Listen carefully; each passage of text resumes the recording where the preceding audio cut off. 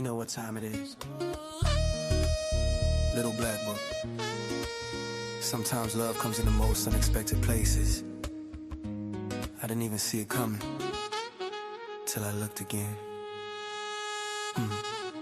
Late night, I'm in my bed again, thinking of your smile like medicine. It warms me, then it hurts me too, cause I can't be where you are, can't get close to you.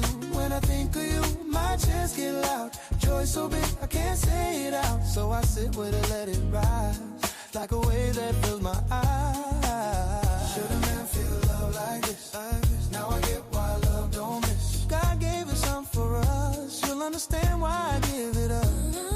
I don't know how you did it so quiet, but something sleeping in me came alive. Friends was never on the table, cause loving you felt like the impossible kind. Love at first sight, on the second glance. Didn't see it coming, didn't stand a chance. Love at first sight, on the second glance. Now you're in my system, now you're in my plans. I looked again and I felt everything. One more look and you change everything. Love at first sight, on the second glance. Yeah, it was love at first sight, on the second glance. Thought I was invincible, I won't lie. Thought I could play forever just to love right by. Then you walked in and my whole world crashed. Now I'm stuck in the moment that didn't pass. The way you stood, so innocent, loving, caring, heaven sent. And my head said wait, but my body said go, no breaks. Dance floor, then it got real still. Silence round us like a bubble thrill. That dark blue dress and the way you moved had me feeling exposed in the middle of the room. Two sets of eyes cut straight through my pride. I thought I was the man, then I felt like a child. Now I replay it over and over, like 1 second made my life turn over. Your love snuck up on me, no one inside, no one. Like it was waiting in the dark, then it opened my eyes. And friends was never a possibility, no. Cause loving you,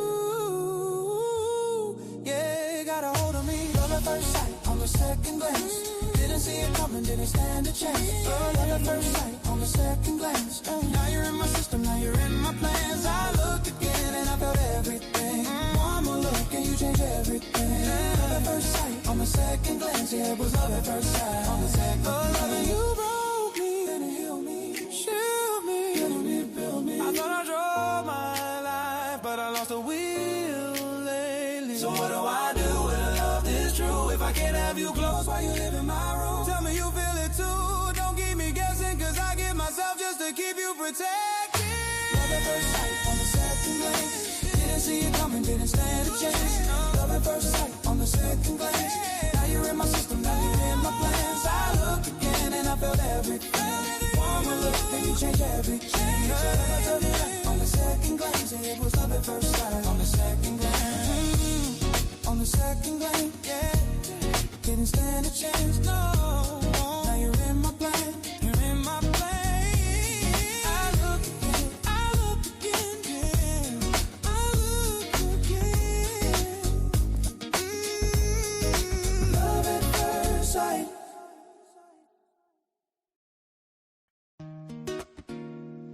Yeah. Little black book, yeah. You know what time it is.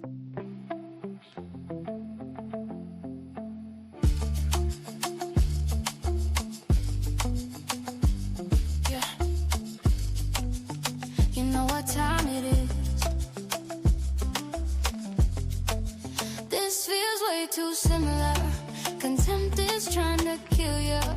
The dating game is messed up. No accountability, nobody wanna fess up. I'm in it deep, but I don't know if he loves me.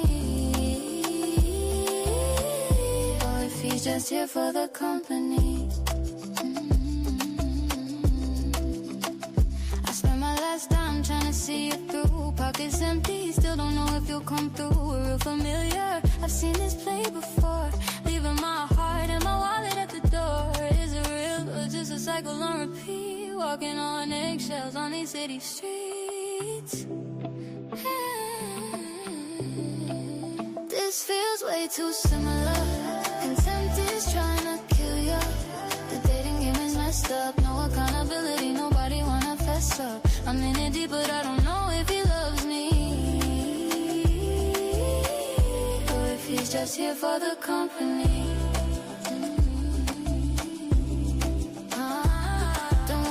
fess up?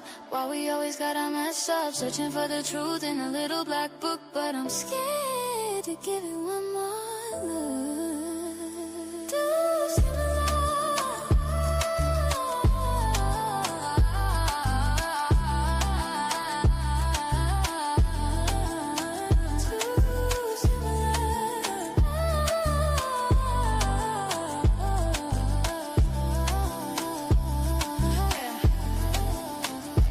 Time it is. Yeah, you know what time it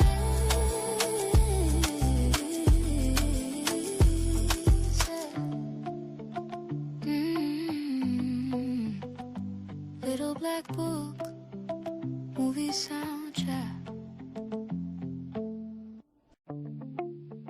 Little black book, yeah. You know what time it is.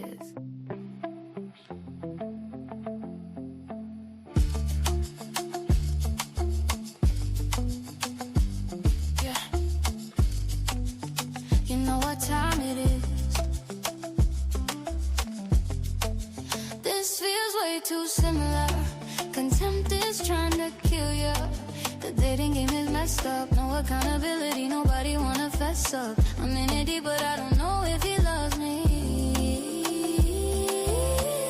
or if he's just here for the company.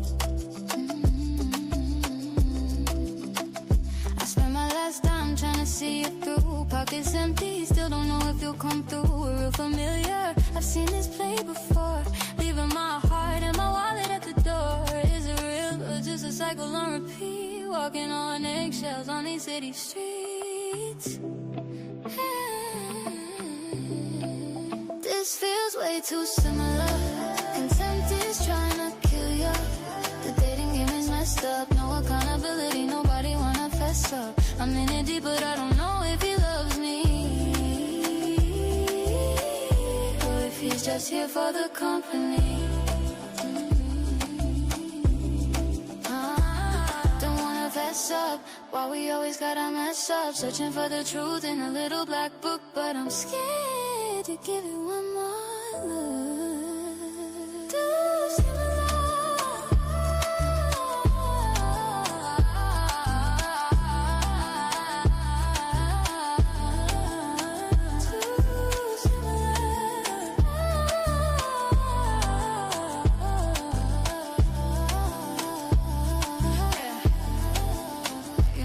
Time it is. Yeah, you know what time it is.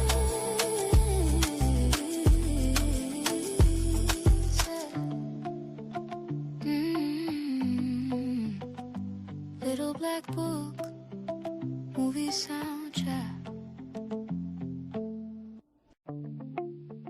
Little black book, yeah. You know what time it is.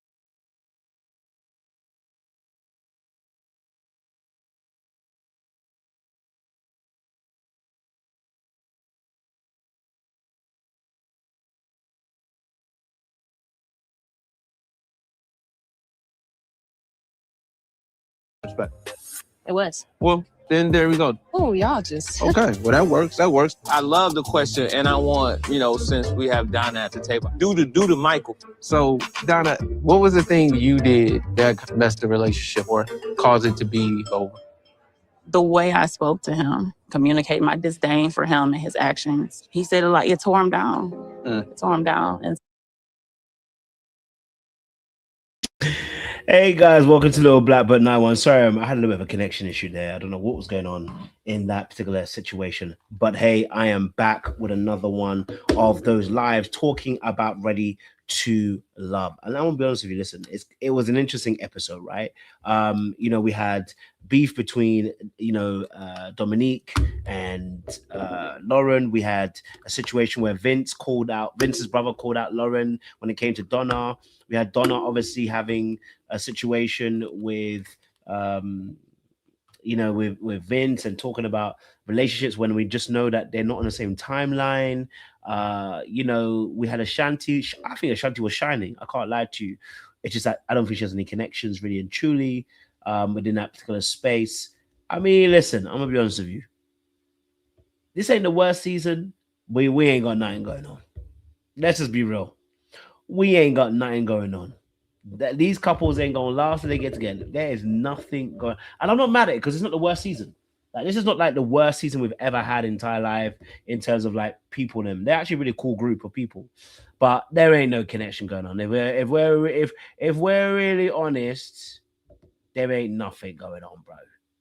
Yeah, there ain't nothing going on right now. You know what I mean? So for me personally, I'm like, So yeah. It's interesting. That's all I can say. It's all interesting. That's all I can say. Do you know what I mean? All right, listen, but let's get into this. Let's break down some stuff on this particular episode because like I said, I think this part of the episode was interesting to see Vince and Donna kind of conversation go on as well. But let me know in the comment section, like, what was your favorite part of this show? For you guys who watched it this episode, what was your favorite part of the show? What part of the episode gave you life, gave you energy? Because we got to talk about Darius' situation too. I ain't gonna lie to you because that was some wild stuff that happened with Darius. I ain't gonna hold you. Like, with the conversation with Ashley, I said, sir, we are in a dangerous position. You get what I'm saying too? So let's just quickly run through one or two things as well in that space. Before we do, make sure you guys are liking, you're sharing, you're subscribing, you're clicking on that wonderful bell button for the notifications of the uploads as well. Let's get into this. So I started to back myself all the way into where it may have begun, and the answer was my father. And so what I did was forging a relationship. Taking accountability without anybody like making you do it. I think that's cool. Excuse me. And getting the relationship with your father, right? I think that's like excellent. Now, let's be honest, okay? I want to be honest with you. Oh boy, I mean, Donna's answer was better than Lauren's. I ain't gonna lie to you. Lauren was trying to be accountable. I think she's kind of like, she still was trying to put it on the guy. I ain't gonna hold you. Like, she tried to say, obviously, she grew that boy up. She made him into a man, and then he flipped on her. And she doesn't recognize that there's still accountability you got to take, Lauren. Because the reason why you chose a boy is because you like control. And that's a lot of people in dating. They don't realize the dynamics. I was sitting on a panel today for the last 3 or 4 hours, and I was just trying to tell people, like, a lot of times you got to take accountability for the choices that you're making in a dating realm and the way that you show up in a dating space. You can blame everybody else. You know what I mean? You can blame everybody else, but that's the situation. You've got to be accountable for the choice you made. So I appreciate what Donna had said. She not only did she take accountability, but she then said, I'd done something about it as well. You know what I mean? Like, she done something about it. She went and sought help to make sure that she did her thing, heal, make sure she's in a better space. And I think for her, I appreciate that. You know what I mean? I think as a man, when we hear that accountability of the way she took it, cause it to be over. The way I spoke to him, communicating my disdain for him and his actions, he said it tore him down. It tore him down. And so I started to back myself all the way into where it may have begun, and the answer was my father. Now, if you listen very carefully to what she said, she didn't have to say anything about what the man did. Now, we can probably guess that man probably might not have been the best man either, right? But we don't need to think about it because she immediately brought it to herself and just said, listen, hey, this is where I went wrong. I know that I spoke to him incorrectly. I spoke badly about him, and that's what went wrong. That's what we need for people when they're being accountable. Like, you know what I'm saying to you? Like, without blaming another party, it's just being able to say, like, this is what I contribute to a situation.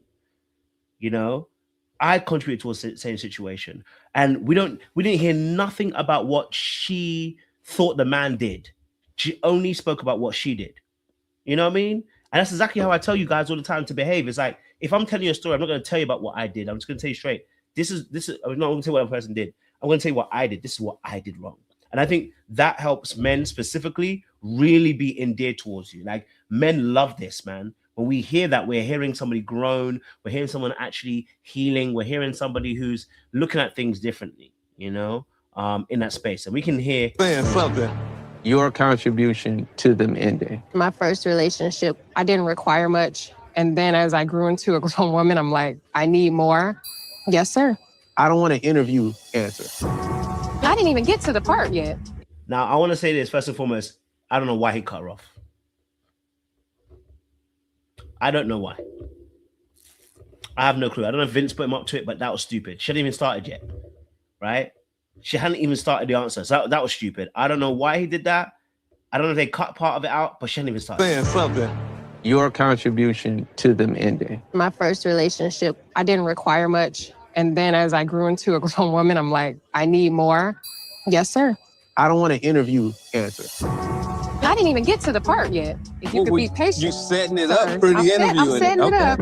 So he was a young man that I kind of helped grow. And when he finally got to be, now I'm not a little boy anymore. I need you to look at me in this way now. It was very hard for me to be supportive of him. It was hard for me to kind of look at him in the way that I feel like a woman needs to look at a man in order for the relationship to thrive. So we had to split. I mean, do you hear what she said? That was not the same thing. It wasn't even close. If you compare her answer to Donna's, they're not even close. Some people try to say they said the same thing. They didn't say the same thing. And that's why I said about some people are not accountable. If you can't recognize that both of them were two different answers. They were not even close. When Lauren explained her situation, she actually explains how the man caused her to react the way she did. So by him now no longer being a boy, wanted to be a man, right? He wanted her respect. Now she flipped. She made it reactive rather than talking about whatever behavior she actually did. Do we know why Donna did what Donna did? Do we know? It's not nitpicking. This is what men are looking at when we're looking at, and I will encourage any man specifically to look at any woman that gives you an answer that is like Lauren's. It's not an accountable one. Donna's was accountable. And I'll say to any lady too, if you're looking at any man answering a question, the moment he starts saying, but my baby mother or the girl that I was with, she did this or I did. The moment they do that, they're not being accountable for the things that they did. They're trying to spin a narrative to make the other person a villain rather than saying what they actually did. That's how I know that people are not being accountable. We don't need to know what they did. We're not even there yet. The question is, what did you do to contribute towards that situation going the way it did? We don't know what they did. You know what I'm saying to you? We don't need to. That's why the answer from Donna and Lauren are two different answers. You have no clue. Can anybody put in the chat, what did Donna's man do? No. Wait. I want someone in the chat to answer this question. This will show you. What did the man that Donna dated, what did they do? If someone could put in the chat, someone tell me what Donna said that man did, that she behaved the way she did. Don't get it twisted. I'm not saying in any vacancy that in any aspect of that he may not have done something. He may have said something. He may not have respected himself. He may have had poor boundaries. He may have any of those things. But what did Donna say that man did that made her react the way she did? And then you'll see what I mean by accountability. And pay attention to this because both men and women do this. A man should give the answer that Donna gave, and a woman should give the answer that Donna gave. If a man gives you Lauren's answer, you don't want it. They're not accountable. They'll do it again. Any man, or this is not just women or men. It's not women or men. This is actually across the board. What Donna did was, it doesn't matter what he did. I know what I did that contributed towards that. Lauren's answer was, hold on a minute, but I did it because of someone else. Maybe no. Then you're not being accountable. You're trying to say that I was reactive. That's why I did what I did. Well, you're going to be reactive again. You know what I'm saying to you? You're going to be reactive again. And I wouldn't disagree. If you think Donna's being a pick-me, I wouldn't disagree. But it still wouldn't change the point of the matter, which is her answer was the best answer. Because she went straight to the point and just said, this is what I did. You know what I mean? That's why. So again, I wouldn't disagree that it could be a pick me answer. She might have been auditioning. She might have been performing. I'm not going to lie and tell you that's what it is. You know, that's all it is. So I wouldn't disagree. I wouldn't disagree with that again. If you want me to play again, I'll play it again so you can actually understand what happened to it in this sense. Okay, I want you to listen to the description that was given, and you can hear what I'm saying. Yes, sir. I don't want to interview answer. I didn't even get to the part yet. If you could be patient. You setting it up for the interview. I'm setting it up. So he was a young man that I kind of helped grow. And when he finally got to be, now I'm not a little boy anymore. I need you to look at me in this way now. It was very hard for me to be supportive of him. It was hard for me to kind of look at him in the way that I feel like a woman needs to look at a man in order for the relationship to thrive. So we had to split. I mean, I'm not going to tell you how you treat them, but it sounds disrespectful. It was. Well, then there we go. Oh, y'all just. Okay, well, that works. That works. I love the question, and I want, since we have Donna at the table, do to Michael. So, Donna, what was the thing you did that messed the relationship or caused it to be over? The way I spoke to him, communicate my disdain for him and his actions. He said it tore him down. It tore him down. And so I started to back myself all the way into where it may have begun. And the answer was my father. And so what I did was forging a relationship. Taking accountability without anybody making you do it. I think that's cool. Excuse me. And getting the relationship with your father, right? I think that's excellent. Well, there we go. Two distinct answers which are not even close to being the same. They're not even close to being the same. If you think those are two the same answers, I'm looking at you a bit like you don't do accountability well. They're both not the same answer. They're not the same answer. If I say that I slapped you and I include the fact is that because you slapped me, that's why I slapped you, I'm saying that I'm reactive. This is why I'm saying about accountability. It's very important to listen. Those who have ears to hear, you'll hear it. This is how you catch people out who are actually accountable. If I say to you, I slapped her, but she slapped me first, so I slapped her. Rather than just saying, I slapped her and I shouldn't have slapped her in the general. They're not the same. They're not the same answer. They're really not the same answer. Because what ends up happening is if I mention the first one's going to tell you I had justified reason for behaving the way I did, rather than being accountable for the fact is that it doesn't matter why they did what they did. I shouldn't have done what I shouldn't have done. Simple as. I don't need to show another story to make you feel justified as to what I did. No. It's like someone saying, well, they cheated first, so I cheated back. And I'm here to tell you, if someone tells you, oh, I cheated, so I cheated back, I'm here to tell you, they're still a cheater. They're still a cheater. They're not deeping it. They think that they've got a plausible justification for doing what they did. This is not it. I'm being deadly serious. This is me being deadly serious. I've called out Darius for a lack of accountability, and I'm sure you're gonna all agree when I call out Darius, because it's easy to call out people like Darius. It's easy. No one's gonna disagree with me when I call out Darius for being a lack of accountability. But in this situation, if I say I slapped somebody or I cheated, you don't get to then say, well, because they cheated first and I cheated. That's not you being accountable. That's not you being accountable. You know what I'm saying to you? That's not you being accountable. And I know some people will disagree. I know you will. I totally understand it. It's not for everybody to understand. Those who understand when they're being accountable, this is what you have to pay attention to. That's what you have to. Because when you start telling a story oh, they did what they did, that's why I reacted.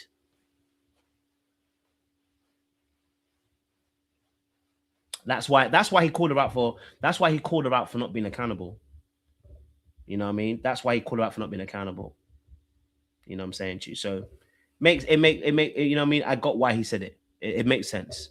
You know what I'm saying to you? It makes sense. At the end of the day, when people are not accountable, you got to hold them to it, let them know what it is. You get me? So I was very much pleased. I said, listen, it's good that you're doing that. Now, can we talk about Ashanti? Because let me just say this. You know what? Ashanti is a slow burner. As she says herself, I don't agree. I don't ever believe anyone who's a slow burner. I just believe that you're guarded and you don't know how to be vulnerable. You're not really a slow burner, and you probably haven't found the right kind of person. But what I will say is, in this particular situation, is that Ashanti showed herself as one of the one of the best on the show. I wish that she was more open. You know what I'm saying to you? I wish she was more open because I feel like we can get so much more from Ashanti. You know what I'm saying to you? You know, in this particular aspect. And I just feel like she could have, if she's more open, we can definitely enjoy more of Ashanti and get more of her because she's got so much to give. A very deep intellectual woman, beautiful, has some depth to her as well. And she just seems like a laugh, like you could be cool with her and there's a vibe. Do you know what I'm saying to you? So I'm like, I wanted to see more of her in this instance, but of course, I don't know if any of the guys that she actually really likes, and of course, I don't think any of the guys really like her. So question, what makes you think you are a suitable match for my brother? We read a lot of the same literature. In order for two people to work out, you have to have the same core moral values. Yeah. What the text that we read is giving, we probably will agree on a lot of things as far as how the household should be run, business and ambition. So, the only thing is that, like she just said, they're not going to agree on how the household's going to be run. So it's incompatible already. It's incompatible. Because they see things differently. You know what I mean? They see things differently. And so in that space, for me personally, yeah. In that space, I don't... I know it's not going to work anywhere. But I know that I feel like they're intellectual equals. I feel like she challenges him intellectually, and I think he respects that about her. I just don't see the attraction aspect. Oh, did they say they do agree? I thought they said they don't agree on the household things. I thought they said don't agree. Let me rewind it. Maybe I misheard what she said. I thought they said they don't agree. So question, what makes you think you are a suitable match for my brother? we read a lot of the same literature. In order for two people to work out, you have to have the same core moral values. Yeah. What the text that we read is giving, we probably will agree on a lot of things as far as how the house. It says here will, but I heard won't. Am I mishearing it, guys? Am I mishearing it? We read a lot of the same literature. In order for two people to work out, you have to have the same core moral values. Yeah. What the text that we read is giving, we probably will agree on a lot of things as far as how the household. I don't know. It says will, but I thought I was hearing won't, but it could be will. It could be will in that space. I thought I'm hearing won't. I'm hearing won't. But the text says will, but I'm hearing won't in that space. You know, as well. So I don't know. Did she say will? You guys think she said will? She said will. Okay. We will. Okay. You know what I mean? Okay, well. Some people are saying won't, so I don't know. So that's what I said. I didn't hear that. I had won't, but cool. So we run business and ambition. So how do you feel about his new baby, your niece? They are in Miami and we're here. So that makes it hard. So over the past 5 months, I've gone 3 times, but he hasn't met my daughter yet. Yeah. Maybe we'll go. I think this kid situation is a bit tricky. I can't even lie to you. The kid situation is a bit tricky. I won't lie to you. It's a bit some type of way in that space, because I feel like you know, that is in itself is a little bit of a hiccup, you know, and another added road bump in the middle of the road. So I don't know. I feel like in that particular space that this is something that, although he's downplaying it, I think it's a much bigger issue, right?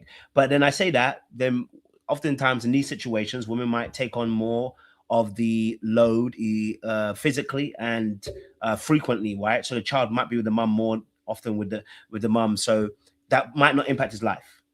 You know what I'm saying to you?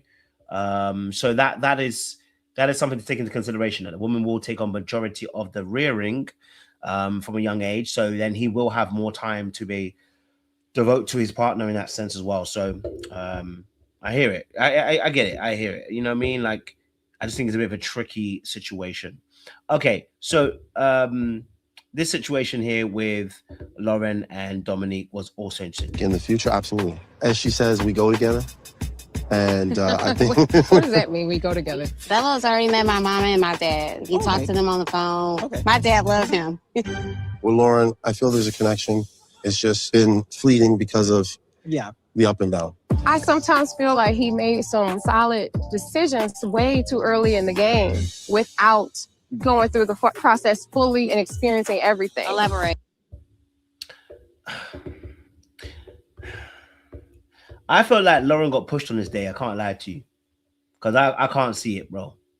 Because all I keep hearing in my head is have shame and have class. Have shame and have class. That's all I keep hearing in my head. Have shame and have class. Because what's going on? What do you mean? What do you mean you're coming to a date and it don't look like my man wants you, bro? You know what I'm saying to you? I feel like production pushed that date. Can't lie to you. I feel like production told her, go in there, ruffle some feathers, have a date. But if Lauren wanted to be there, I'm sorry, darling. Ain't no way. Ain't no way. So I don't know. Maybe they put on a blind date, didn't tell her who she's going to end up. You know, sometimes they tell you to go somewhere and they don't tell you who you're going to be on a date with. Maybe that was what it was. You know, as well. So it might be one of those ones where they say you're on a date with somebody, but they're not going to tell you who. So you're surprised when you get there. That might be one of those moments. I'm just trying to give her some excuses because at the point in the moment, I don't know why the hell she there. Okay. I don't know why. You know, I think this is interesting in that situation. Okay. And again, like I said, Lauren's a very beautiful girl, bro. Why? Why do I have to? I'm just explaining. I feel like a side chick. It is what it is. If a person interested, they gonna show you they interested. Ain't no confusion over here. Hello, can I just ask you a question just to clarify? Mm-hmm. Are you still open to growing our connection, yes or no? That's why you're here. Okay, so you just don't be giving the straight answer. This is what I felt for her. You know what I mean? I felt for her in that moment. I'm going to be real with you. I felt for her in that moment. And it was a very painful situation. Jay Marquez said, if Bello can abandon a kid in Miami, he can easily abandon one in Detroit. It should have been a huge red flag to the ladies. I hear it. Yeah, no, Jay, I hear it. Respect, I hear it, bro. I hear it. Real spit, I hear it, family. And thank you for the super chat as well. We appreciate you for the super chat. And you know what? Because you're giving us super chat, I gotta play my little video because of the super chat, guys. And I appreciate you. Okay? Now I want to thank y'all for the super chats. You didn't have to, but you did. And the Lord, he gonna bless you, pressed down and running over. Amen. Yes, Lord. We appreciate the super chats. Listen, keep them coming and keep them coming. I will read out your super chats when you send them in. And please, I want to play that clip more often today. So if you do have a super chat, send it in so I can play more of those AI clips that I've developed. Because I know some of y'all hate the AI, but I love the AI. Okay? All right? We're going AI together. All right? Read Joshua in the Bible, Joshua 7, 8, and 9. You're going to see AI there too. Okay? All right. So, yeah, in that situation, with Lauren, Bello, and Dominique, again, I felt bad for Lauren because I was just like, look at the situation. I was like, wait, you out here in these sticks of conversation and my man couldn't even give you a straight answer. I felt for her. I felt for her because when you look at it, yeah, Bello kind of buoyed it. You know what I mean? He kind of painfully rejected her. Meanwhile, he knew he wasn't really feeling her. Okay? All right. Meanwhile, he knew he wasn't really feeling her. So for me personally, I'm just like, I wish in this. Oh, sorry. For me personally, it's more like it's a case of like, Lauren, you didn't need to be here, but at the same time, Bello could have given you a better answer. If he knows he's not feeling you, he should let you know from early. Why is he telling you to almost fight earlier on when he knows he's wanting to fight? Now he's stunting in front of Dominique, the same way Dominique was stunting in front of Bello with Devon. Like Dominique and Bello have used people as pawns, but I get it. It's a game, right? I get it. I'm not mad at them. It is a game, but they each used their pawns in the game. You know what I mean? Dom did the same thing to Devon, and now Bello doing the exact same thing to Lauren. Just showing, giving these people the boot, man. I was like, yo, political games right now, man. Political games in this situation as well. In that situation, I was just like, girl, I need to see right now. It's a very clear question, but the fact that it can't be answered is very disappointing. I'm trying to get up out of here, y'all guys. I so feel you. Girl, I walked away frustrated. It was a lot of back and forth between her and I, but one thing somebody not about to do is play in my face. That's what she was doing with Bella. And I wasn't going to allow it on my time. Oh. Okay, so I don't understand why Dominique is angry at Lauren and Lauren playing games and not angry with Bello. Like, it don't make sense. Like, Dominique's anger towards towards Lauren doesn't make sense. Lauren didn't do anything. You know? Lauren, in this situation, yes, Lauren turned up, but Lauren didn't do anything per se. Like, she's not the enemy here. You know what I'm saying to you? This is all about Bello not being clear and being succinct, and he should have made it clear. And now he's kind of made it clear, but not made it clear. And so now in this situation, I don't get it. Why you vexed at Lauren for? You know what I mean? Now you got Lauren and Bello. Look at the hug Bello's giving her, bro.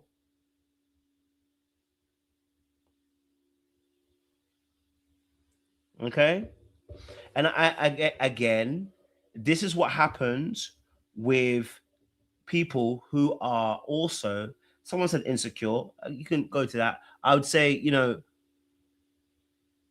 when you're not comfortable with conflict, this is how it looks. And when I say that, what I mean by that is, I'm sure Dominique can argue or fight. But when you're not comfortable with conflict, meaning when you're not comfortable, let me say this, when you're not comfortable with stating your actual needs and your actual wants, this is what happens.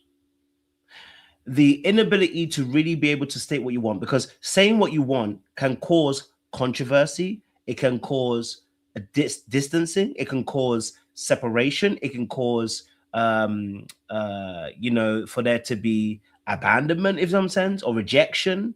When you say what you really, really want, this can cause the other person to say, I don't want to give you what you want. Okay?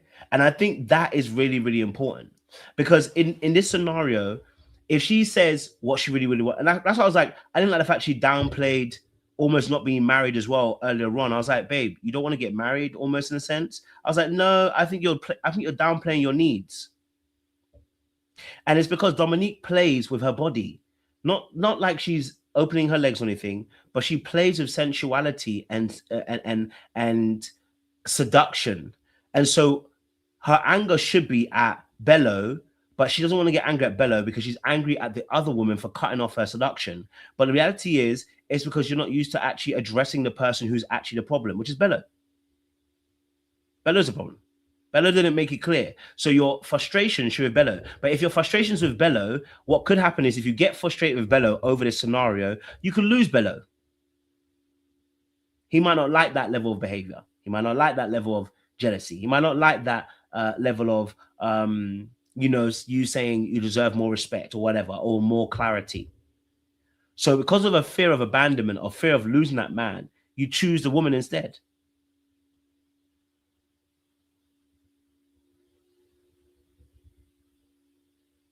You know what I mean? And listen, I'm not even defending Lauren because I don't know why Lauren's there. Lauren could be the problem. Listen, I'm not even against that. Lauren can definitely be the problem. You know what I'm saying to you? She could definitely be the problem. And I'm not even going to be fighting on that. I'm just saying that Bello still has a job to do and he still should make it clear. Because even his answer here, I'm looking at Dominique. I'm like, Dominique, that wasn't clear.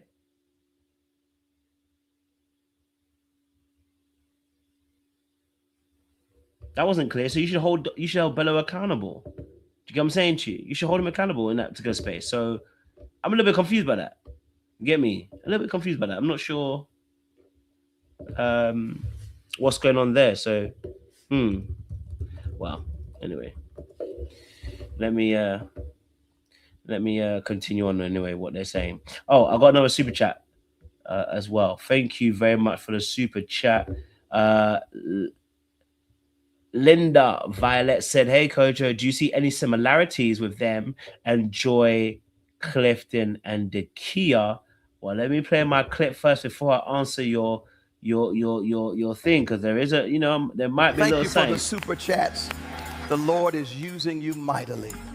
Amen. Yes, sir. Hallelujah. You got to give grace and glory to the Lord when you get a super chat. So is there similarities between them, Joy, Clifton, and Dakia? I guess I can see what you mean, the energy wise, and that it looks like Bella would definitely want to have a bit more time with Lauren. I think, you know, if you were to look at it similarly, yes, it would be like Dom and Bello is Joy and Clifton, and then obviously Dakia would be Lauren. But I think in this scenario, whilst I think the Lauren comparison to Dakia makes more sense, I don't see Joy and Clifton in Bello and Dominique. I do see there is some chill vibes, there is some camaraderie, there is some love and affection, there's some appreciation, but I don't see there being a real deeper connection. You know what I'm saying to you? I don't see it beyond her seducing him feeling like, you know what, seduction is like a freedom from the normal getaway of days. I don't really see anything else.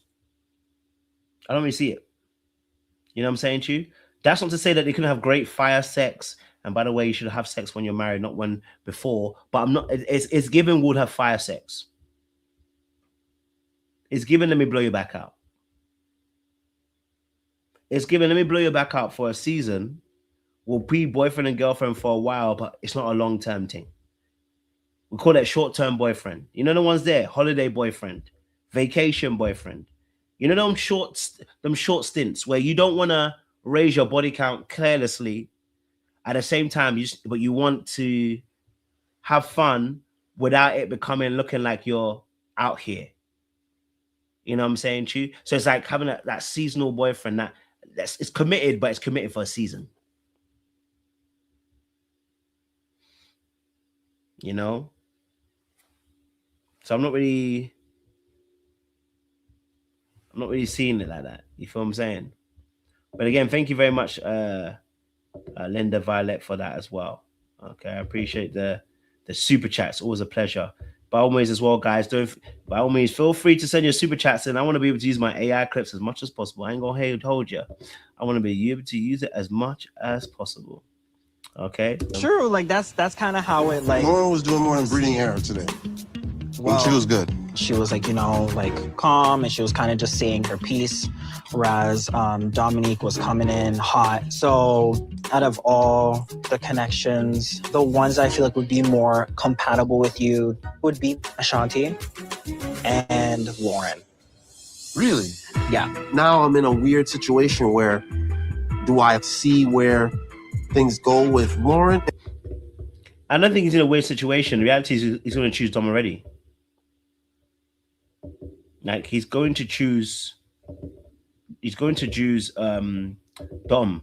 The only issue is that the brother has said the other people are better, and it's almost like, oh damn, I wish you were in alignment with me, but I'm still gonna do what I'm gonna do. I'm still gonna do what I'm gonna do. Like he's gonna do what he's gonna do. He ain't not gonna do what he's gonna do. That's the real thing. Like Bello's going to play the game he wants to play, and there's nothing you can do about it. You know what I mean? And for me, that's why I'm looking at Bello like,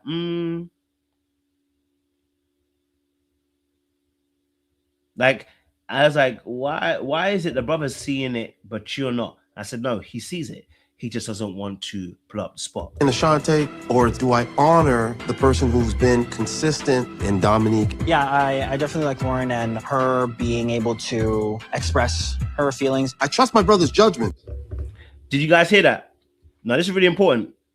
Listen to what he said. This is really important in regards to why I said that Dominique's very sensual, very tactile, but is she good with emotions? I'm not sure. Okay. All right. Really? Yeah. Now I'm in a weird situation where do I see where things go with Lauren and Ashante, or do I honor the person who's been consistent in Dominique? Yeah, I definitely like Lauren and her being able to express her feelings. I trust my brother's judgment. Now, I think that's very important. He said he likes the fact that Lauren's able to what? Express her feelings.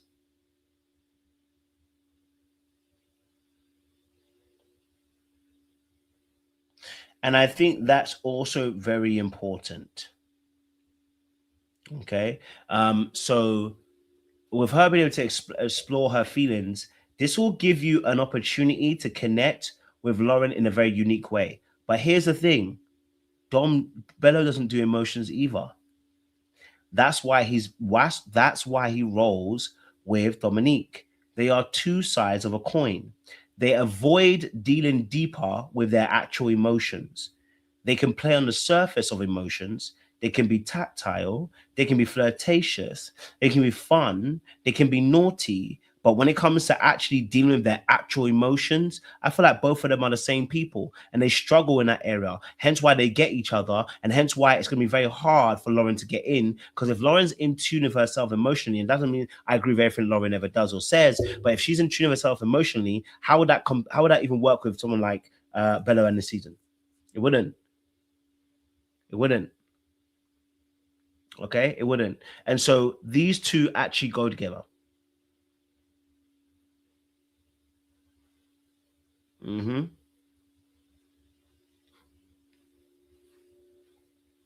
So I think there's some deeper aspects of this. Again, like we saw Bello, listening to Ashley, being such a great listener. So he has those skills and traits, but it's definitely given somebody who's an avoidant because of the way that he plays with her and the way she plays with him, the way that they both almost agreed not to even necessarily, talk about marriage, not almost do marriage later on. I was like, that doesn't even make sense. I'm not saying you have to be married after the show, but why are we cutting off our lanes? But I also trust my own discernment. Appreciate the feedback. It's difficult because I got a lot to think about.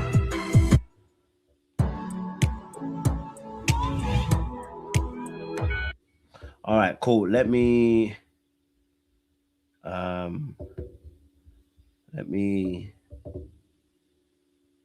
get this boy. I could do different or better. Just saying, I get it, I get him. I don't mean any harm or, make you feel a certain way because of how I am. You could just rely on who you know me to be. All right, listen, you've heard me say this before. I don't like when women say this, and I really don't like when men say it. Like, when you start saying, I'm a truth teller, I say how it is, I think you're bullcrapping me. When you say I'm a truth teller and I say it how it is, I already know you're bullcrapping me. And it's really frustrating because really and truly, you're hiding behind the guise of, I just say it as it is, as being a truth teller and hiding your rudeness. You're rude. You're disrespectful. That's the truth. So there is no, I'm just saying it straight. No, you're being rude and being disrespectful with no tact and no respect for another person. Your only respect is being right. And that's the problem with him. Don't even make sense. I just need you to know my heart. I do know who you are. And so I should know that it's not coming from the space that it probably landed. But I'm still Vince. So some of the times you got to say like, hey, stop. Then if we both are compromising, that makes for a beautiful situation. That is. Did you hear what he just said? Did you hear what he just said? Listen, this is for both the ladies and the men, but I'm going to say it towards the men because you see, when I call people out, I'm very balanced. I call men and women out. What he said is absolute bollocks.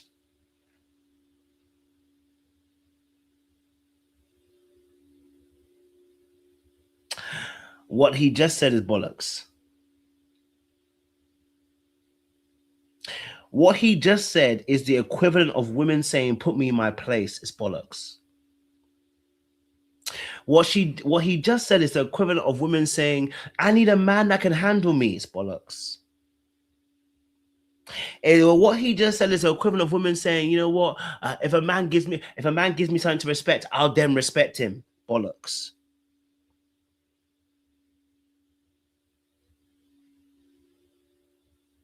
It's bollocks. Let me tell you why it's bollocks. The statement that he made, I'm going to replay it. Okay? I want you to listen to this. Okay? Any harm or, make you feel a certain way because of how I am. You could just rely on who you know me to be. I just need you to know my heart. I do know who you are. And so I should know that it's not coming from the space that it probably landed. But I'm still Vince. So some of the times you got to say like, hey, stop. And then if we both are compromising, that makes for a beautiful situation. That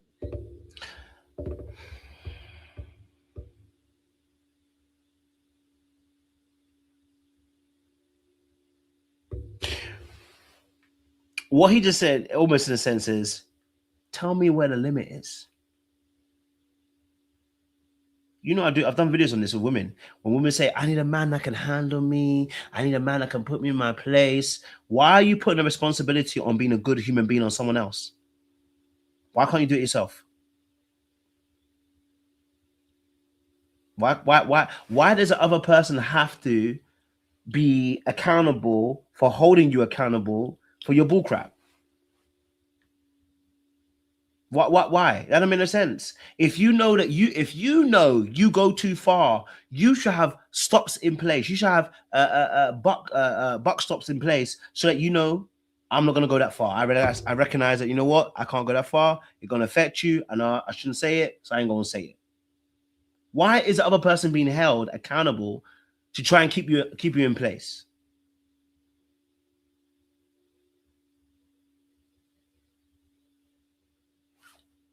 It's stupid, right? And it's only going to lead you to a very toxic relationship. It's only going to take that. Like, what?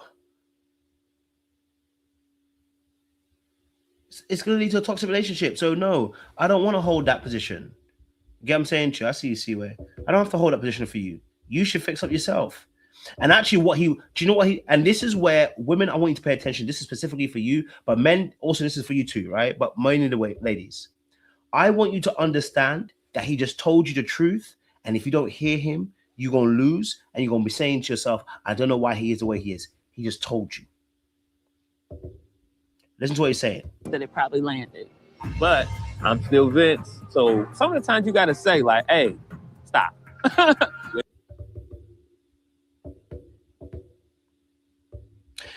What I think for the ladies I want you to pay attention to is what he's basically saying in this instance is when he's saying about, hey, I'm still Vince, tell me stop. He's basically saying this. I've clocked that you don't hold boundaries very well. I want to say it one more time. He's clocked you don't hold boundaries very well. And do you know how? Because he would have never come out of that statement if she held boundaries very well. Yes, she can get out of pocket. Yes, she can have a disrespectful mouth. Only when she's taking bullcrap and she's taking it to a certain level. That's her issue. Her issue is that she can take a lot of crap and then she'll explode and she'll give it to you. But by then it's too late. So when Vince says, you know what, I'm still Vince, you got to let me know, he's clocking that you're not boundary led. You're not boundary led. So I'm letting you know, I'm letting you know ahead of time, be boundary led so that I can stay in the situation. It's a bit like when men say, look, when men will say I need you to tell me no. You should know what kind of girl you dated. I don't need a girl to tell me no. I already know you're going to tell me no if you don't like something, because I know the kind of person I picked. I need a girl that's going to tell me no. Nah, Negro, you need to have self-discipline. I know what you mean, but you need self-discipline, because what you're not deeping is also the fact that it's a self-discipline problem.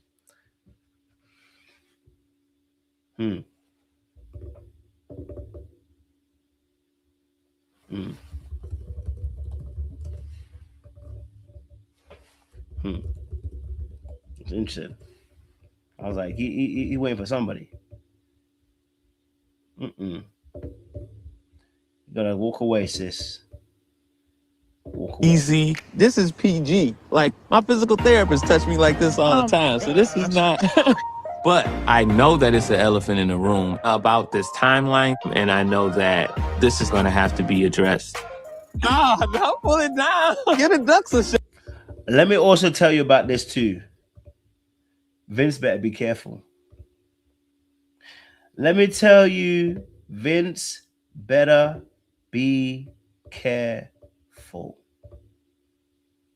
Why is that? Because Dominique has a timeline. And I want to tell you something. If you play with Dominique, sorry, not Dominique, sorry, Donna. Donna has a timeline. Just when you think you're playing her, she gonna get pregnant, get her child, and you gonna pull your bull crap, and you gonna be separated from her, and she gonna be happy because she got what she wants. I say that to say, because of the way that she's interacting with Vince, knowing that Vince doesn't have the same timeline as her.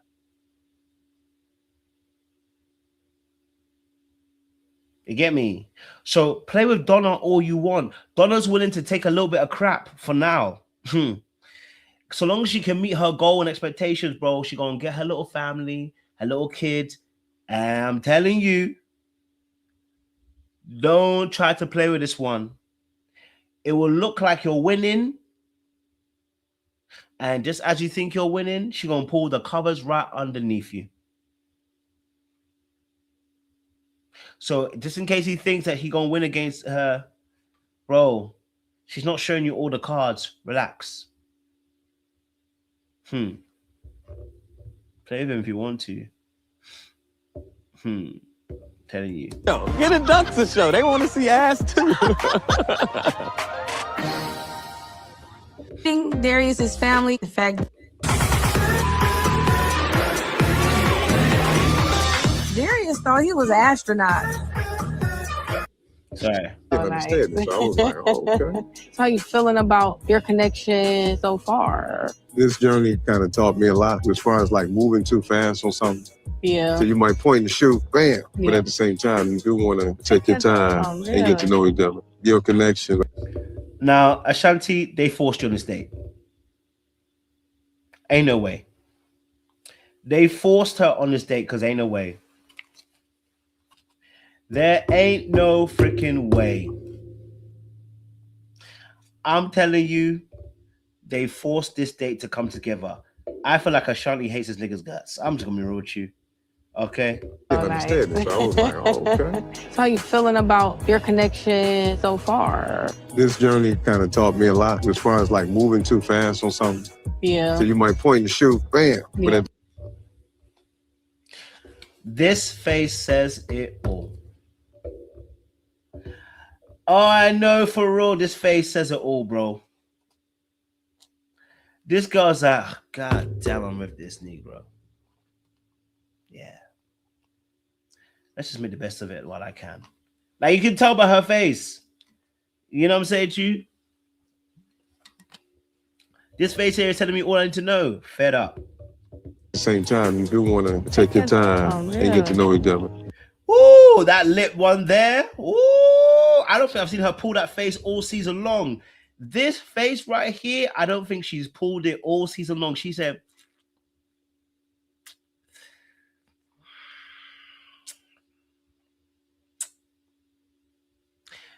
we ain't seen her pull that face all season long. I'm telling you, old girl here, she getting a check and she gonna be out.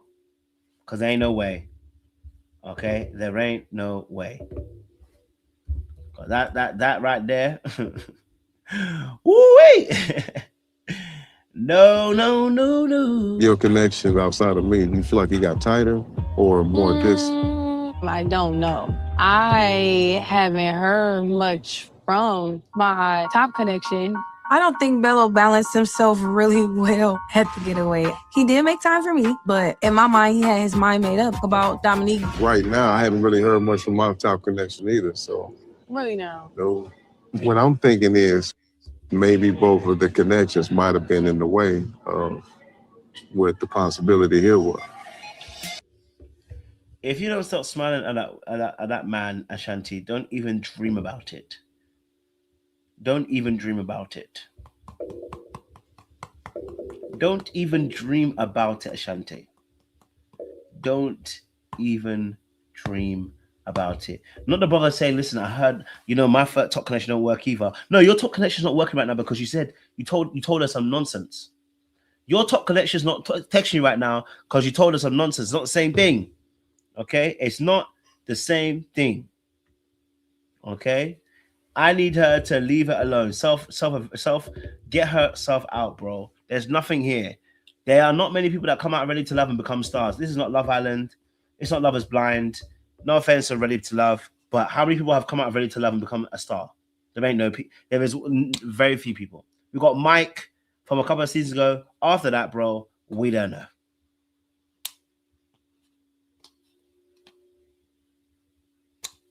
I need him to focus. Okay, I need to focus. Do you feel like your mind is made up? My mind was made up on what I don't want, but as far as what I do want, I like our pace. Yeah. I mean, it's like the turtle and the hare. That turtle will catch up. Yeah. And that's what I feel. I just say even with us. Ashanti's an amazing young lady, and she's never been a bad look. Now, I want to know what part of Ashanti is resonating with Darius.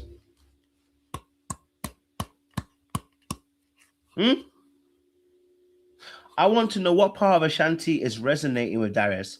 And I think what it is that I think she can see Darius. I think she sees Darius as a bit of a game player. And I think she sees Darius as a bit of a loose cannon. I think Darius's freedom makes her feel free. Okay? I think the only reason why she can even look at him and play with him is because his freedom, his freedom to be who he wants to be and do whatever he wants. I think that Ashanti admires that freedom. I think she admires that freedom. I don't see Ashanti being as free like that. So I think his freedom is attractive because she's not necessarily free. You get me? So sometimes you chill with these people. You have fun with these people, but they're not actually your person. But because they have something that you admire, yes, he's fun. Exactly. That's what I want to say. Like, probably a better word, he's fun. And with that fun, that allows people to kind of like engage and it's like, okay, I want to be around him. But really and truly, it's not a long-term connection. It's just that he has an aspect of his behavior which you really admire and enjoy as well. So I get that, man. You know what I'm saying to you? I definitely see that as well. I can see how that can make sense. In this dating experience, I thought I was going an emotional ride. I think that's an understatement. There was an earlier conversation I want to tap into. Okay, Darius conversation. The Darius conversation.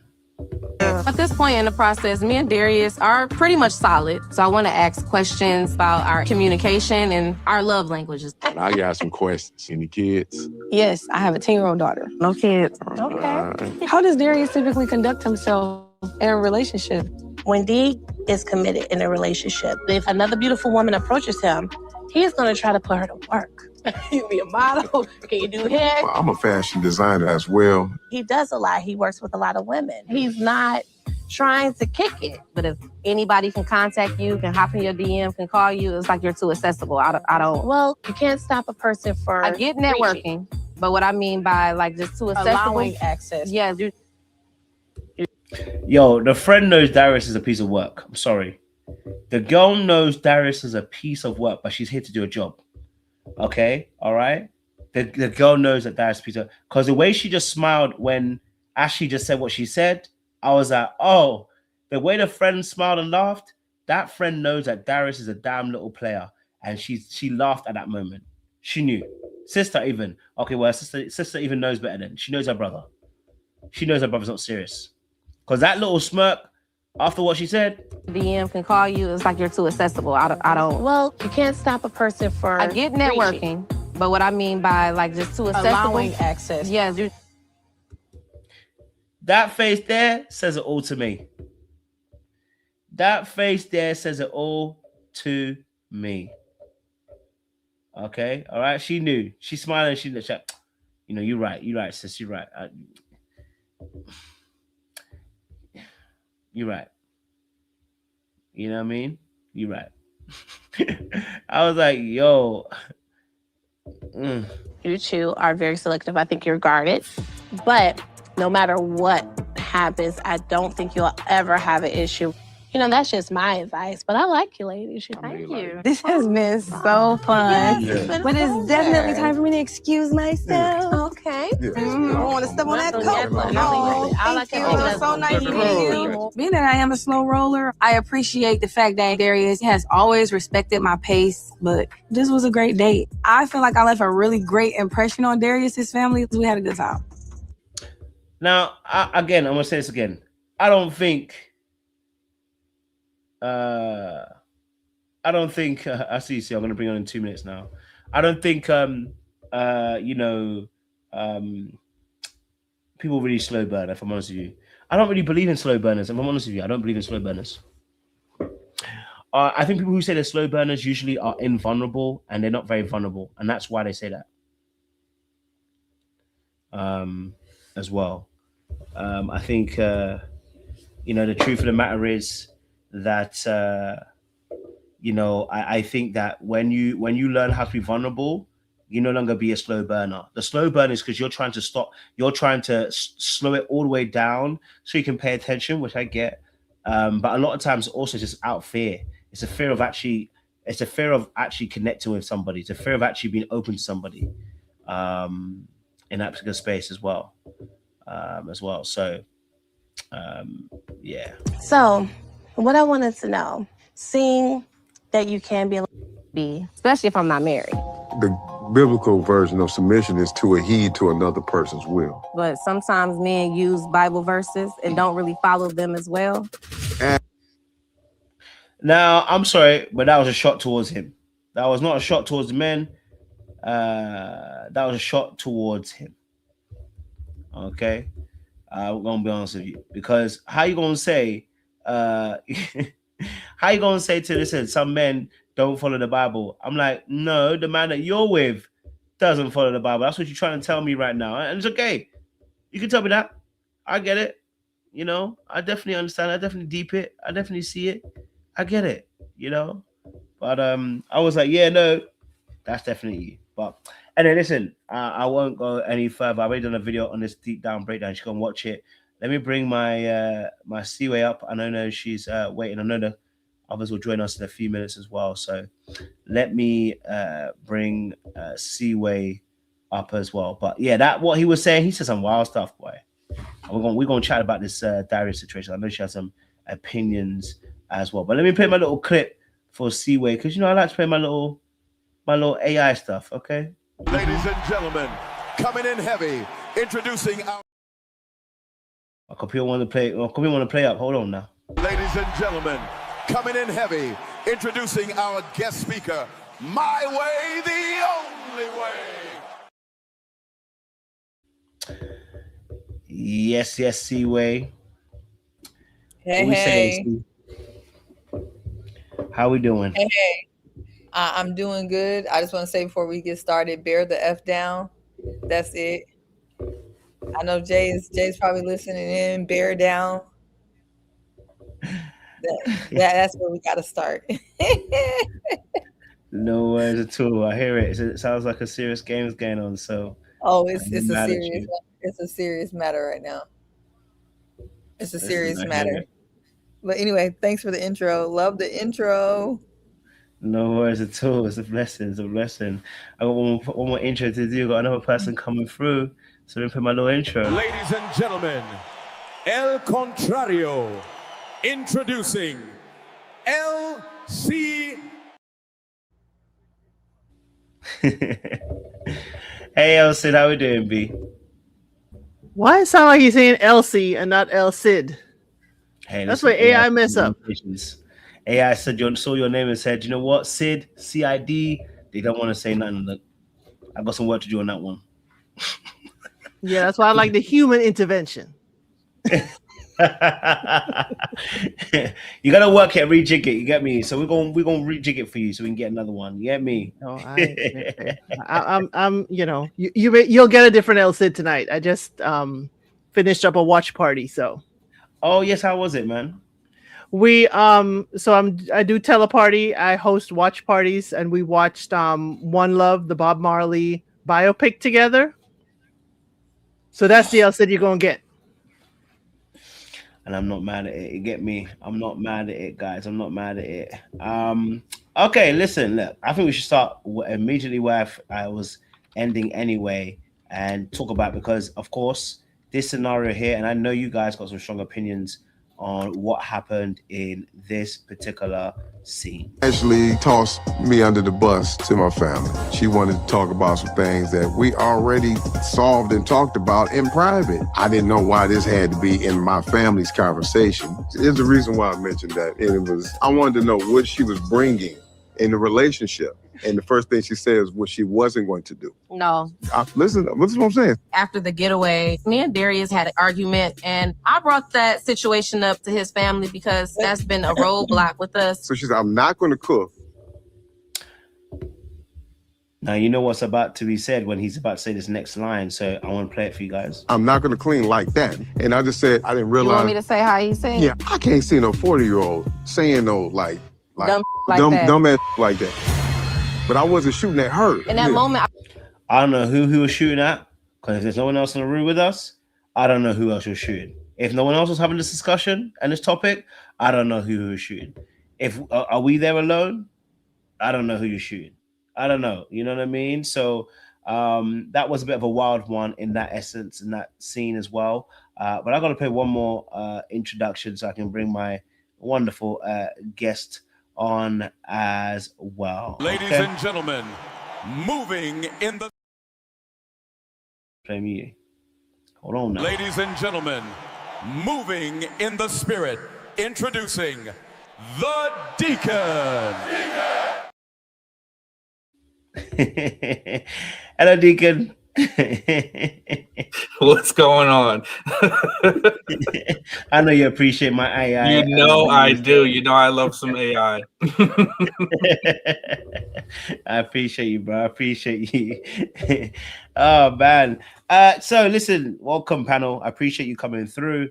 You know, listen, this particular episode got some twists and some turns, but we're about to talk about the Darius situation, and Darius saying literally, you know, no 40-year-old would have said some dumbass stuff like that. And the fact that he tried to downplay it before he said it. I want to know what your thoughts were in regards to Darius's comment about that and the discussion between himself and Ashley, and why he minimalized it and downplayed it in that moment to family as well. Okay. Since Deacon was the last to arrive, I'm gonna let him go first, because the last shall be first and the first shall be last. So, Brother Deacon. What else they got going on down there? Praise him. Go first, Deacon. Well, hello, my dear.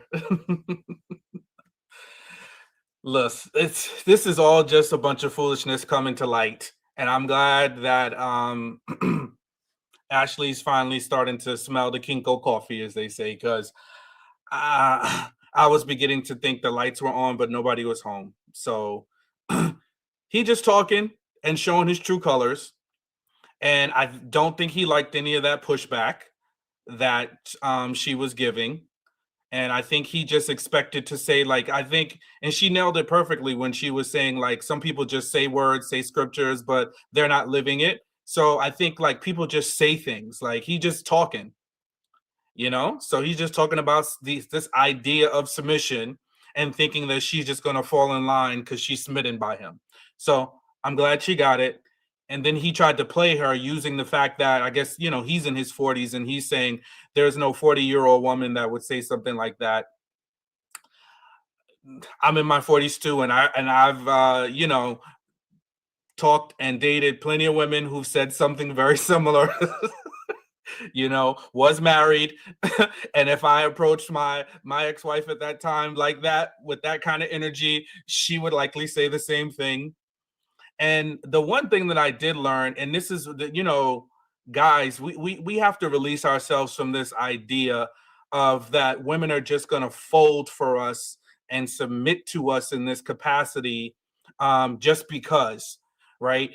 When you carry a certain energy, the woman that is meant for you, and not all women, because not all women will, the woman that is meant for you will be comfortable, right? And it's not to say you should have an expectation that she's just going to be, you know, a maid, a cook, and, you know, taking care of you. No, but those certain things, when you find that right woman and the right woman is for you, you ain't got to beg, you ain't got to beat her over the head with a club to get her to do the things that you want her to do. So, and I think that's the point he's missing. You, when you come in with leadership, with the plan, and are looking that you are willing to work with her, most certainly most women will work with you. But if you come in just talking crap and the actions don't match the words, then you're gonna have problems, and then y'all gonna be tussling over who does what.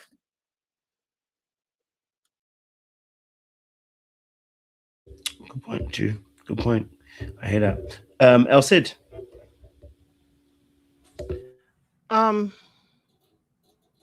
need to know who the 40-year-old he talking about, since he didn't mean it towards her. Why is he telling her in her vicinity? Is he expecting that at 40 she would be doing it? I'm trying to figure out exactly what does he mean, because you said it with your whole chest, your whole, you know, dumb chest like that. You said it, and then you had to apologize. At least his sister is checking him. That's what I would say that's positive about this whole interaction. She said, know your audience. Know your audience. And that ain't going to go over. You know, your delivery. Watch your delivery. What are you saying? What are you trying to say? Now, the diabolical El Cid said, Ashley didn't need his car anymore. She got her car out the shop. So now she could tell him what she want to tell him, how she want to tell him. But that's just, you know, diabolical thinking. But at least she's telling him what she will and won't do. And she was very clear. For some men, you know, that submission means a maid. And I'm letting him know, no matter what your definition of submission is, my definition is this is what I am not. Now, what she's also showing is that you have not clearly, Darius, told her what your expectations of submission is supposed to look like. Clearly, you are not leading in the conversation to tell her, hey, submission in my household looks like this. Are you down for it, Ashley? That's the thing. He left it too open-ended in not allowing her to say, will she submit to his form of leadership? Because she probably wasn't hearing none other than wear this fur, let's go out, and let's hang out. That was about it. I did not hear, even in this conversation, what is he asking for other than complaining about how she reacted to what he said. And come on now.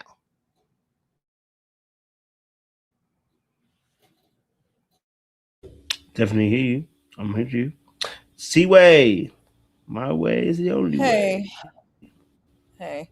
Okay, so he asked her what's the definition of submission, and her response was, I know y'all don't need to remind me. I'm heartbroken right now. She responded, it's not cooking and cleaning. Right? Right, but it's the way he asked it is the, you know, what 40-year-old would say some damn age and like that. But that was, so I'm just trying to get the order. So he said, what's her definition of what's the order? So I want to make sure I got it right. I'll play it for you as in what he said. I didn't know why this had to be in my family's conversation. There's the reason why I mentioned that. That he may think I need to be. So submission to you says servant. Sometimes men think that. So I have to say, I don't feel like every day is necessary for me to cook, clean. I don't want to be molded into something that he may think I need to be, especially if I'm not married.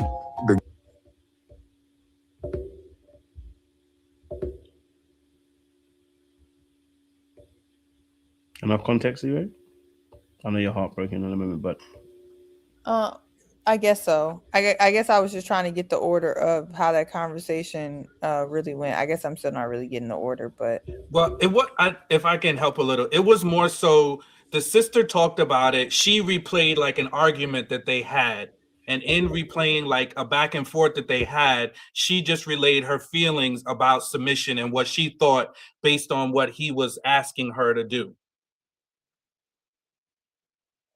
and then when did he said a 40-year-old wouldn't say no dumb ish like that? In the midst of that conversation, not at that dinner table, in their conversation, when she was explaining, I'm not doing this, I'm not doing that, that's when he replied, a 40-year-old woman wouldn't say no dumb stuff like that.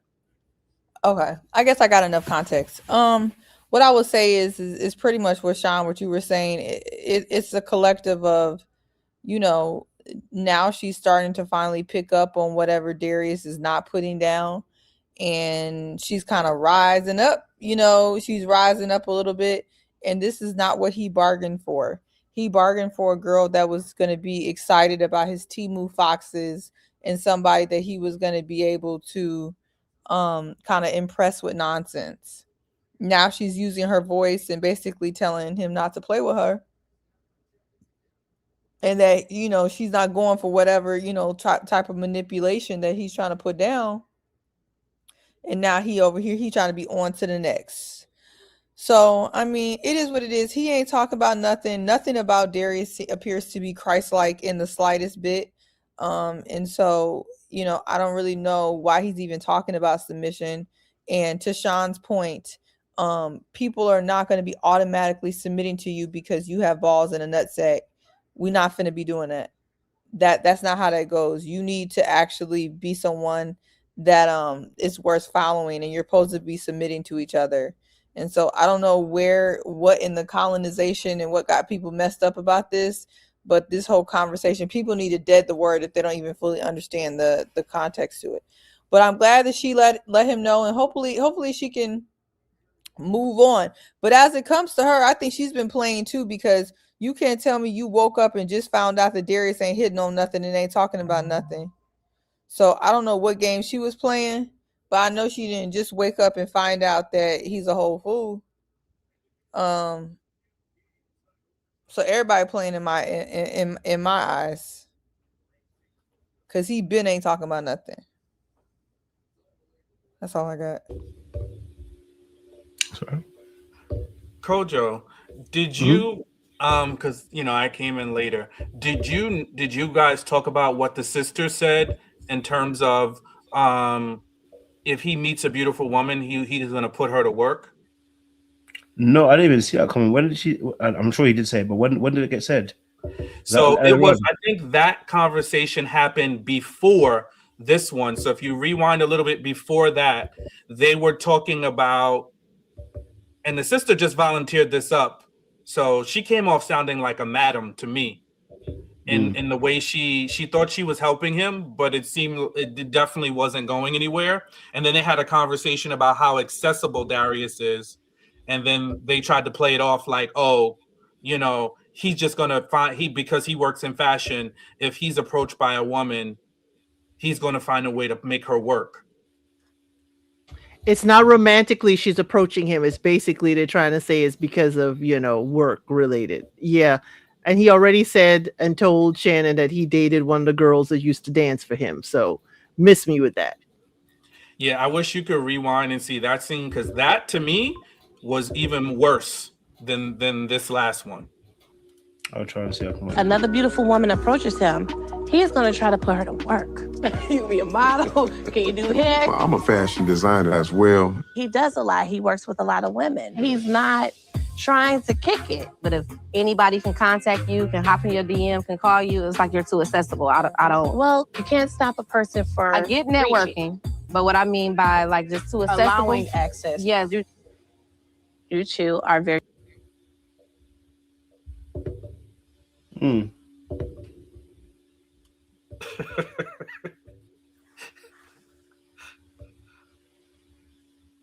That's a piece That of work. sounds like a pimp to me. Not only that, madam, she made. the piece of work is putting his voiceover of "I am a fashion designer too." That was not from that scene. Mm-hmm. I agree. It was a front bite that they added in that situation, which is interesting. So it's that's a bit of a tough I'm one glad there. she's waking up because at 31, 32, I'm sorry. That's not young. I need you to be able to see pimp light when you see one. Someone who's just trying to see what they can get out of somebody. And so I'm glad that she's finally peeping it. But it's clear that, you know, he sees women as means to an end. What he can get out of them is what I heard the sister saying. You see a pretty woman, I'm going to put you to work? What does that even mean? Can you model? Can you do hair? Can you wash my car? I mean, how much work is work? Everybody doesn't need to work for you, Darius. That too. No, that's giving him an excuse that if, you know, he's talking to someone and you are suspicious, he could say he putting them to work. Nah. What do we think about obviously him saying, you know, when you say put him to work, how does that translate into relationship wise though? Like romantically, like what does that do for the relationship if he's saying put you to work? Yes, Elsie. Well, he just told her what he expects, cook and clean. That's putting you to work in the house. So every woman in his life is being put to work, including the sister right now in this conversation. She put to work to get the ladies to continue to fall for him and the nonsense. Okay. I'm sorry, Deacon. Was that too much? Was that too much, Deacon? No, it was just funny. Yeah, no, I think that he's trying to make it sound good, but you know when somebody is trying to clean something up, but they're just telling on themselves. And I think you can only hide who you really are for so long. And how you interact in relationships for so long till you just tell on yourself. So he's telling on himself how he looks at women. He was like, if a beautiful woman comes up to me, I'm going to find a way to make her useful to me. You know, and the sister was trying to spin it like, oh, he's not going to date them. Okay, but he's going to find a way to make them work for him, which is insane. It's just like, bro, what are we doing? Like, yeah. So that's what I walked away from that understanding. I just don't think he, you know, has an appreciation for women. He just sees them as a means to an end. And I mean, I think Seaway has said that, El Cid has said that, and I think it's just coming out. Definitely hear that. Any more thoughts on Ashley? Oh, what about Ashley? Do we, you know, she obviously handled a bit more business on this particular part as well. As Siwe said, she's waking up as well in that instance. Do we feel like Ashley is going to make it out in time? Because although she's waking up, she's still around him. Although he, you know, said what he said, she, you know, after he apologized so profusely, and I know she's bringing up to the family in that, but she's still there. Do we think that Ashley's going to be able to make it out on time? Is she going to be able to clock his tea, as someone would say? Or is it going to be a case that Ashley's going to stick around and that's my man, almost in a sense, energy-wise? It depends if Ashley thinks that she's one of those people who can like try to, if she thinks she's one of the people who's going to stick around and clock him, because kind of what I got in this episode is she thinks that she's going to be able to clock him and he ain't going nowhere and she going to set him straight. I think that's where she's going to fall short. It's not that she ain't seeing it. It's the fact that you think you can change somebody 40 plus ways. If he's been around 40 some years and he's been using women as a means to an end, allegedly taking advantage of largely sized white women, you know, allegedly doing this and that, it really doesn't matter what ain't nothing you got that's going to come over here and convince him to act differently. He's very set in his ways. And so, she should just keep it moving. But there's a lot of women who think that they better than the next. They gonna check a man. You ain't checking him. So, yeah. I mean, for whatever reason, she should wake up. I mean, even with agreeing with most of what Seaway said, they're in different points in their life. She wants kids. He has kids, 4 that he said, and 2 are grown adults. Does he want to start over with that? And she clearly, that was her contention with Devin. She wants children, 2 to 3. Is she going to do this with Darius? I don't think so. But then again, that's for her to really drill down. It's like, is this the man that is going to build a family with you? That's a serious question, because she wanted that, and she judged a few of the men on it. So yes, he may be showing up for her in ways that she likes, when she, had car trouble and stuff like that. But right now, having an argument, and he's arguing the fact that you brought it up to his family. So now it's like, you got to also ask him with that submission question, where can I go for wise counsel that you won't get all hot and bothered about? So yeah, I think there are a long list of reasons why she should run. Yeah, I think that she is going to this is going to be one of those things where she's going to want to stick her toe in the waters to see how it goes. And then maybe by the reunion, when we see the reunion, they will have broken up, or she's gotten to see how he is in the real world outside of the filming and all this other stuff. And then she will either be able to move on or not. But I don't think she's done with him yet. I mean, I don't know if your plan was to really dive into it, but you'll see just how worse it even goes, because next thing you see is he's talking about he's ready to jump ship and hang out with Ashante. So he was all ready to cut ties a little bit and delve into his connection with Ashante.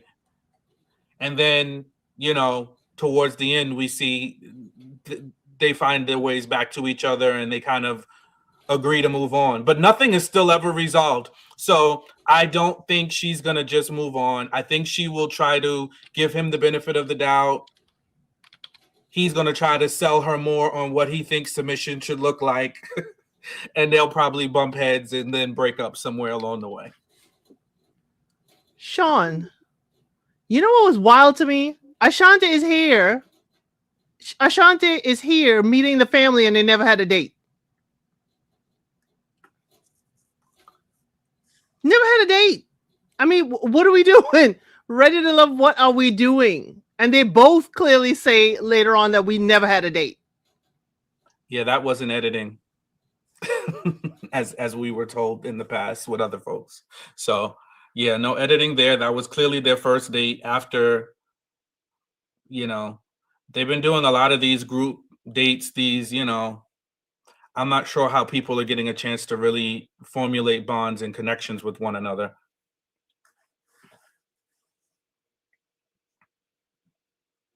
Yeah, I definitely hear you, but I don't know how ready she is because, like I said, last episode we found out that she was driving his car. I said we'll see how far, we'll see if she's able to detangle herself. Was that last episode or this episode? It was. Yeah, I think that was last episode. Was when she was talking about she was driving his car, I believe. Her car broke down or whatever, and I was like, yeah, right there. They start. Yeah, that's what I said. She ain't done. Yeah, right. I don't think she's done. So. In that situation, political. All right, cool. Let's get the next scene for you guys as well. In there as well. Let me Vince, Lauren, and Donna. Let me play a little bit of a clip for you guys. Oh, sound off. I don't want to interview answer. I didn't even get to the part yet. If you could be patient. You're setting it up for the interview. I'm setting it up. So he was a young man that I kind of helped grow. And when he finally got to be, now I'm not a little boy anymore. I need you to look at me in this way now. It was very hard for me to be supportive of him. It was hard for me to kind of look at him in the way that I feel like a woman needs to look at a man in order for the relationship to thrive. So Yeah, the brother look like he's had enough. What's your guys' thoughts to Elsie? Why you smiling like that? Well gone. Why you smiling like that? Oh, I enjoyed this date. Oh, the diabolical in me enjoyed this date. Oh, yes. First of all, Michael, Vince's brother, he was, how can I say it? He was subtle in the way of he was just getting under the skin, real subtle with it, but it was loud to me. The whole raising the hand and wait to be acknowledged by Lauren. He didn't interrupt her. He just, hey. And she, he's like, I don't want to interview answer. But you let the door open for him to say that. You could have, gone on and said, hold on, I'll get to your question. But yes, it was very, very much, he really knew what was going on. First of all, Vince has never been this quiet. Ever been this quiet. And I was like, ooh, I love to see this brotherly dynamic. Love to see it. But it showed all over Vince's face. What he was thinking, they caught his facial expressions, his eyebrows, his eyes, everything. But Vince was mostly mute. And Michael, led that conversation. But it's interesting to me how he asked that question. What did you contribute to the downfall of your last relationship? Assuming it was the lady's fault or the lady had a hand in it. It's the way he asked the question that I thought was leading. And I was like, Michael, I'm going to need you to tweak that to not automatically make it seem like, well, it's your fault your last relationship ended. How did you do? What did you do? But I could understand what Lauren was coming up with, the answer, but it didn't look good. It didn't sound good. This man, you no longer respected him, or you didn't respect him in the beginning, it sounded like. And then when he got grown, you didn't want to give him the respect and switch up. So again, I wouldn't have given that story. I would have pushed his question back on him. And if I answered it, I would have said, well, Vince, how did you contribute to the ending of your marriage? How did that happen? Everybody will be answering that question at the table if you're gonna put it to me like that. So that was just my thing with them, but it was very interesting to watch. Donna gave an interview answer and Michael accepted it. That was just my take too. Yeah, I just think you have to be really careful with sassy men, and Vince is just a sassy man, and his brother is his sassy accomplice. Because all I got from that date is that Vince, and his need and his incessant need to get back and be on one level, tussling with women, he decided that I'm not going to be the face of the tussle. I'm just going to get my brother to do it. He wanted to get her back for what her friends did, and her, refusal to take accountability for, her friend's part in that debacle. So he decided to get his brother to do it. And his brother wasn't going to like anything that Lauren had to say anyway. Now, did Lauren's, answer was probably a little bit too honest, a little bit too revealing. I think so, but it also is probably very truthful. And that's not what he wanted. And the way it was edited, the way it appeared, Donna also gave the same type of thing. All she did was ask therapy. She added therapy buzzwords, and I went to go fix it with my relationship with my daddy. And that all of a sudden was acceptable. I mean, we didn't even get a chance to figure out what Lauren, could figure out that she needed to do not to be in that position. I would assume that she would, realize that she shouldn't be building no man. Because if you build a man, sometimes it's hard to respect him later. I hope that would be her conclusion. But we didn't even get a chance to, get there. But, men who like to be on the same accord with women, who like to tussle with women, be the same men who be asking for respect. Be the same men who want to be respected. But no, now you sent your sassy brother to be sassy with y'all. And the reason why I know they're sassy is because this is not just from the show. They can't say editing. From that little clip for their little YouTube podcast, Vince was out of control. Out of control. Yelling, tussling in the camera. And his brother was his sidekick. They should be embarrassed, both of them. Why are you yelling, cussing, worried about what another man do if he pulled out? All this type of bull crap. Vince is too sassy. Just too sassy. And here go Donna, oh, pick me, signing up to be with a sassy man. Ugh.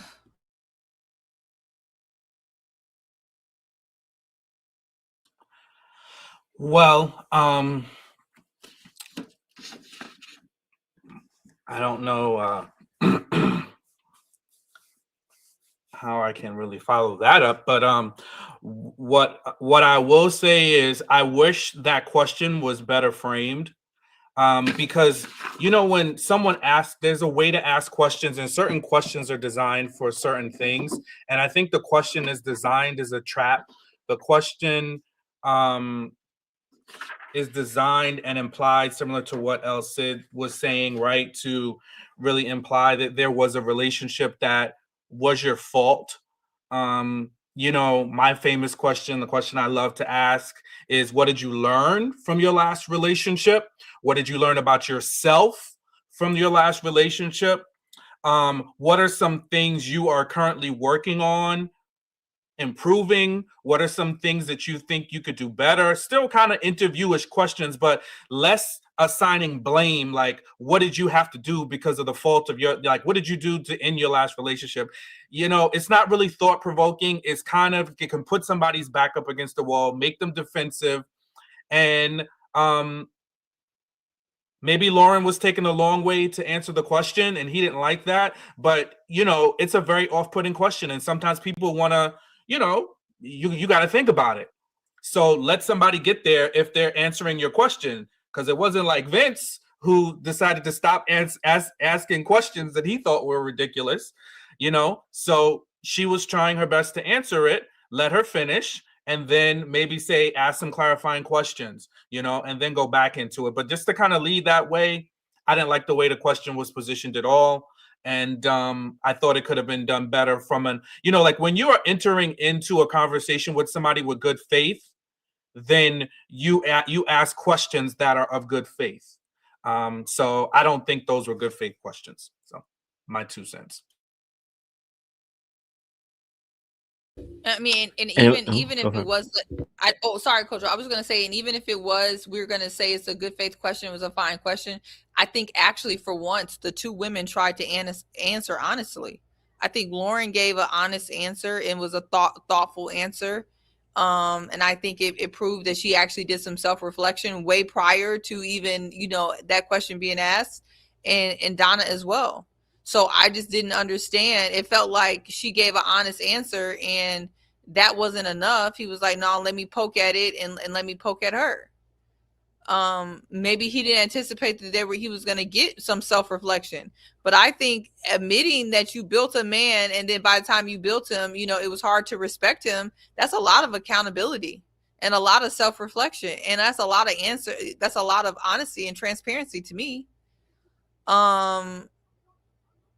I think she, like Sean says, I think she took a long time to answer and he didn't have a lot of patience, but he let Donna mumble and fumble to therapy and repairing the relationship with her daddy and back again. And then they played the music and I'm just like, oh, okay. That was so much better than Lauren's response. Okay. I'm like, all right. It just felt like, it just felt like the same bullcrap, add therapy to it. The hell? I really said I think it was I think if I'm honest with you, the question was a little bit sharp, but Lauren didn't answer it very well. It was an unaccountable answer. If it's like saying, did you cheat in your last relationship? Yeah, but they cheated first, so I cheated.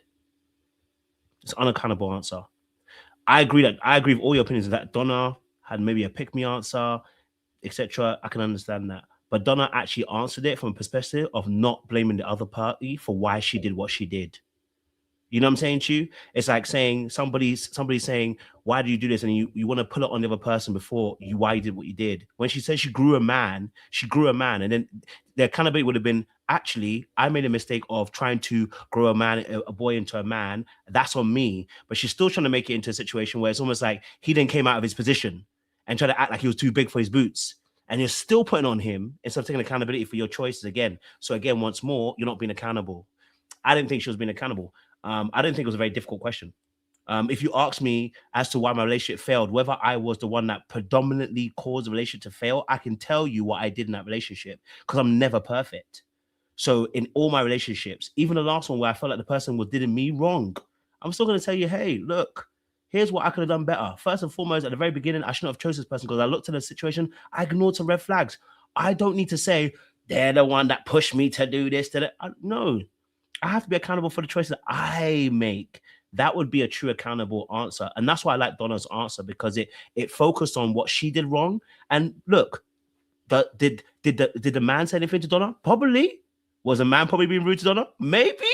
Do you know what I mean? But I don't know, because Donna took full accountability for her response and not tried to make it as if I did a tit for tat.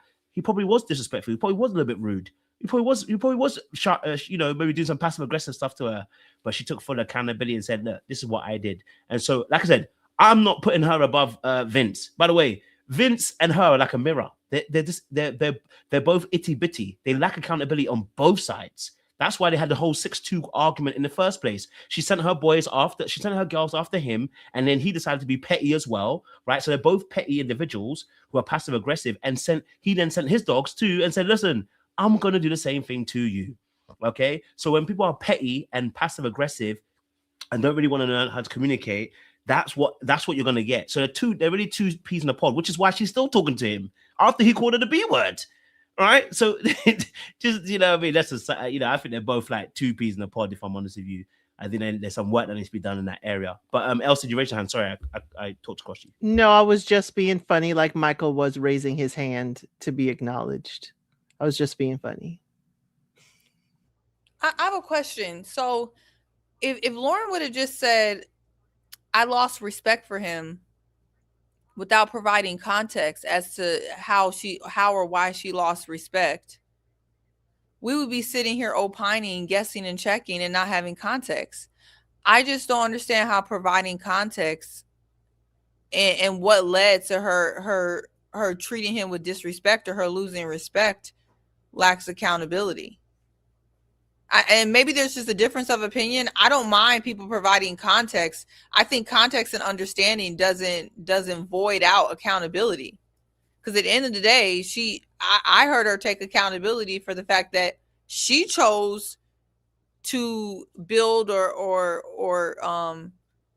support a man, and then she realized the result of that created a dynamic where she felt like she couldn't respect him, and that's on her. I mean, that's what I heard. I didn't hear a lack of accountability, and like Jason, they kept on interrupting her. I guess I just don't understand that. I think they pounced on her when they heard she spoke to him disrespectfully and all that stuff. It wasn't a matter of what she said. She could have said anything. It was a pounce time. It was like, kittens, and it was a laser, and they were lasered on her, and it was just pounce, no matter what she said. Agreed. The question was set up for her to fail. It didn't matter what she was going to say. They were gonna hold her accountable in some shape or form. That's not my angle, but I definitely understand that they set her up, and they could tell because he interrupted her like a second into her answering, which was just dumb. I said that earlier on before you came. I said that was just so dumb. The fact he interrupted her, and she hadn't even. She barely just got the worst few words out of her mouth, and I don't want to interview answer. And I was like, bro, she's just explaining what she even said. She hadn't even got to the part of explaining yet. So I already knew. Yeah, the question is in bad faith because the motivation behind it was to try and get her to slip and fall, and it didn't matter what she said. That's why it's bad faith. The question itself is not a bad question. But it's a bad faith because their motivation was never for her to answer it correctly. They don't care what she said. Like you said, Elsie, they don't care. They just want to nail her to the cross and get payback for what she did to them. And they're doing the same thing. It's just petty people just doing petty stuff. It's like really silly stuff kind of thing. It's not grown. I don't know if you want to add Sean, sorry, or someone else. Elsie was that was me. Oh, sorry. That was me. But I just want to say, but at the end of the day, this is all on Lauren. This begins with it begins with Vince, but it ends with Lauren, because men like Vince and a lot of men, I'm actually going to take it off of men. Humans in general, they test boundaries. Humans, even dogs and mammals, they test boundaries. And when she was notified that he called her allegedly some version of a tall B, some related to her, and she continued to communicate, engage, and even like consider him as like a connection, was the moment that Vince was going to have no more respect for her. And so it really doesn't matter after that. That's not to say that you can't accept somebody's apology and, move on respectfully. That's where she should have left it. You can engage with him as another human being or castmate on the show. But when you continue to engage with somebody as a connection who was already derogatory towards you unprovoked in the beginning, he was never going to have respect for her. And he clearly never did. Because if that's the way you refer to her, he never respected her. You cannot allow people to cross your boundaries and think it's going to get better. It's not going to get better. And so and I think Kojo said they're what is it? Flips of the same. I don't know. Two peas in a pod. Yeah, that's the one. That's someone's maybe. Maybe flip of the same. So Siwe, what you're saying is she hasn't learned from the stories that she gave. I don't know. No, maybe not. Because she still, maybe not. I don't think she learned much. Because that type of respect, if you want respect, you got to demand it. You got to demand respect. And if someone doesn't respect you, you got to keep it moving. So.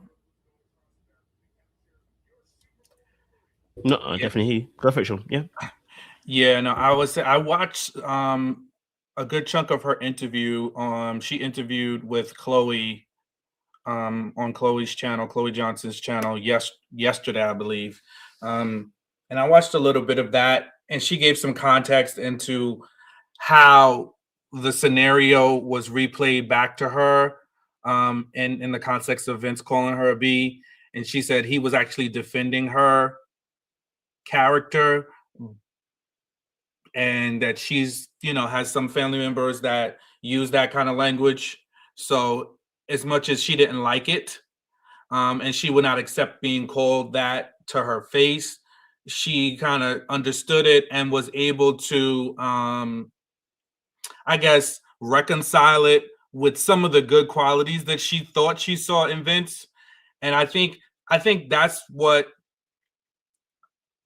when we watch these shows, I think we see people do one thing and then we kind of just be like, that's it. And yes, that should be it. But in the real world, I think sometimes people give people chances, too many.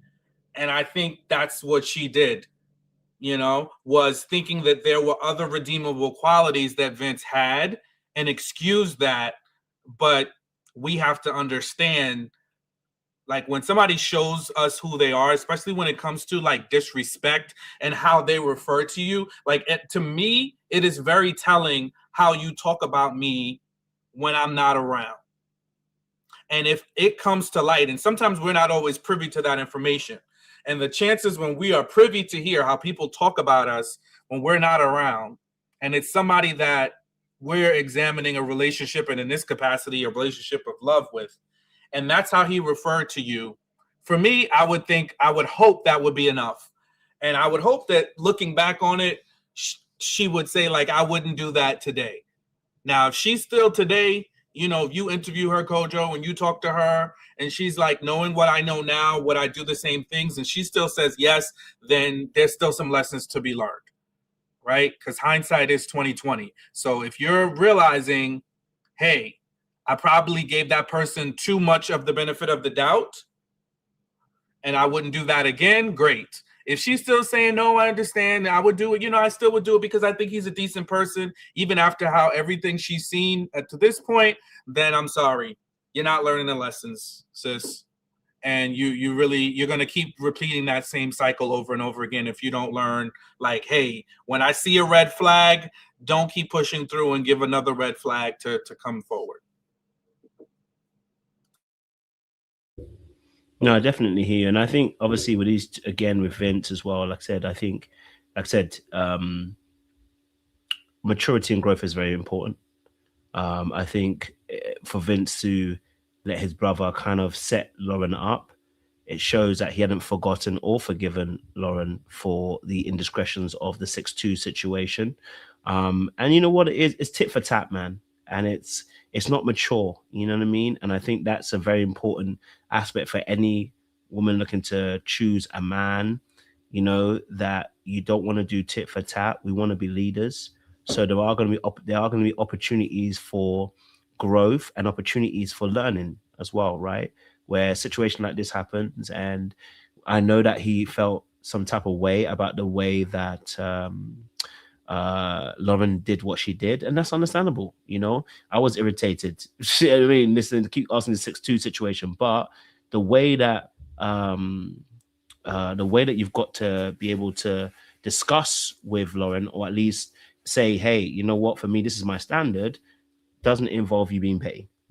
You know what I mean? You can't tell her to do better, and then when you have an opportunity to do better, you do worse. Doesn't make sense, right? So I definitely think that's a massive part as well. So I definitely hear you on that aspect, and yeah, there's some work to do on his, I guess, particular end with that as well. Okay, well, I guess obviously coming on to the infamous situation between Dominique and Lauren. Again, Lauren's is in the trenches for this one again, one more, and we're gonna bring the scene up as well. Okay. Oh, hold on now. I just realized something. Before I do, I have a super chat. I do apologize. I have a super chat. Let me read it out. I apologize. Under the olive branch said, it's mighty funny. They won't let this height thing go. But Lauren was quick to forgive Vince for calling her out of her name. I'm so over Vince as well. I hear you under the olive branch. I hear you loud and clear.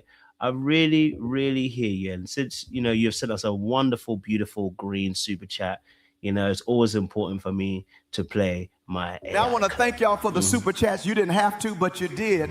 And the Lord, he going to bless you, pressed down and running over.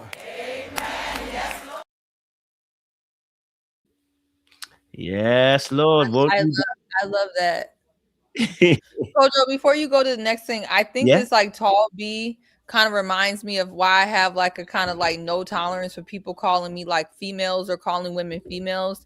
It's not that they could be like, man, that female was bad as hell. That female, she's so smart. That female, whatever. They may mean nothing by it, but the percentages are that if you're using the term female, I'm probably going to have a major problem with you because you're not understanding the cultural understanding behind it. And so I can understand how she's like, oh, he called me a tall B, but he was defending me. But the type of man that will call a woman a B, even as a term of endearment, or even if you're using casually, it may be a problem. And I will give her grace that perhaps she didn't really realize that. But now I hope that she realizes that if a man is willing to call you a B word to your face, behind your back, positively or negatively, that's probably a risk you don't want to take. Because he seems to be okay with disrespect. And it seems like he likes to aim his disrespect mostly towards women.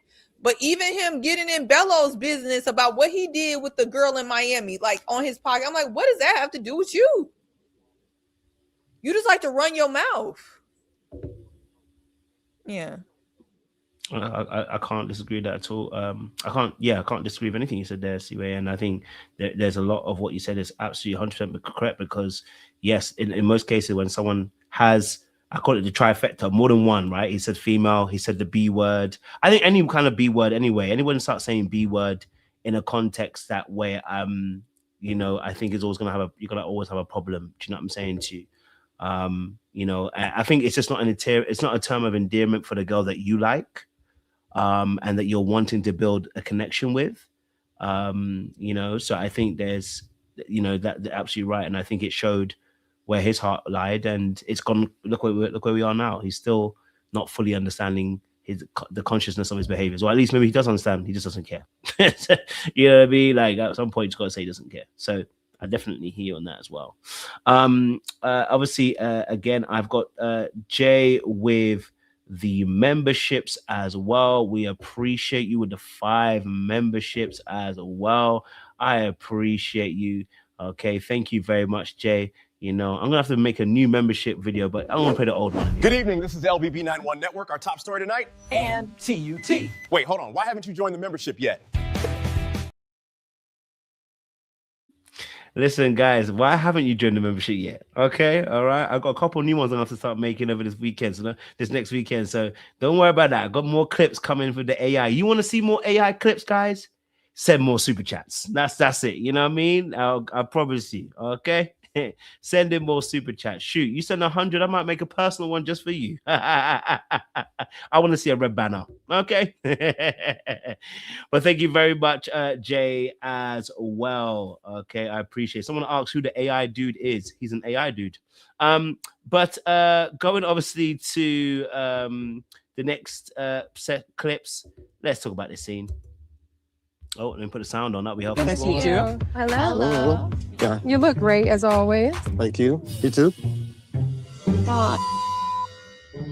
What up, girl? How are you? I'm good. How is everybody? Good. Immediately, I'm having a flashback to the getaway. He's publicly kissed Dominique, slept in this woman's bed. However, Bello is still a connection for me. Meeting family is a huge component of dating a man. What makes you think you're the right fit for Mr. Bello? One thing I love about Bello is he's never satisfied. He's always trying to shoot for the next thing, like how I see us Do you see look at Dominique just together. I'm a multiplier, being supportive and being understanding of what it takes. She batted that eyelid 3 times. Before we get any further, okay, so I want to know your thoughts to this, man. Man, what going for this situation here, man? Do you know what I mean? There's a couple of things that are going on. We've got Lauren in there. We've got the brother, the way he's interpreting things. We've got Dominique battering her eyelids at the fact that Lauren is saying that, you know, she feels like, you know, Bello is hungry and never waiting and so driven and ambitious. Like, you know, it was some really positive words from Lauren there as well. And she asked him to spin. What's your guys' thoughts on this situation? You know, how do we see a situation? What do we pick up on this scenario? You know, I guess maybe we can talk about. Giving my I'm not giving my thoughts. I'll let them go first, but I just want to know, why did Lauren come to this date dressed like she going to a deposition? She looks like she going to a deposition, and Dominique looked like she going to a picnic, a family picnic. Nobody was going to the same event on this date. Anyway, y'all could go. I appreciate it. I mean, you know, Dominique looked good. I like the blue. The blue was nice. It's my favorite color. Yes, Sean or Elson, who would like to go first? Yes, go for it, Sean. I'll go. Yeah, I mean, listen, the only reason I could gather that Lauren is coming to this is because she's a smart woman. She is strategic. Maybe she just wants Bello to say the thing out loud. And some people are like that, you know? Like, I have some friends, like, you know, that are women that you got to say it in order for them to get it, you know? And I think that's maybe how she is. Like, she's trying to push him to say it. And I think she's also, I love how she handled Dom. I'm sorry. She did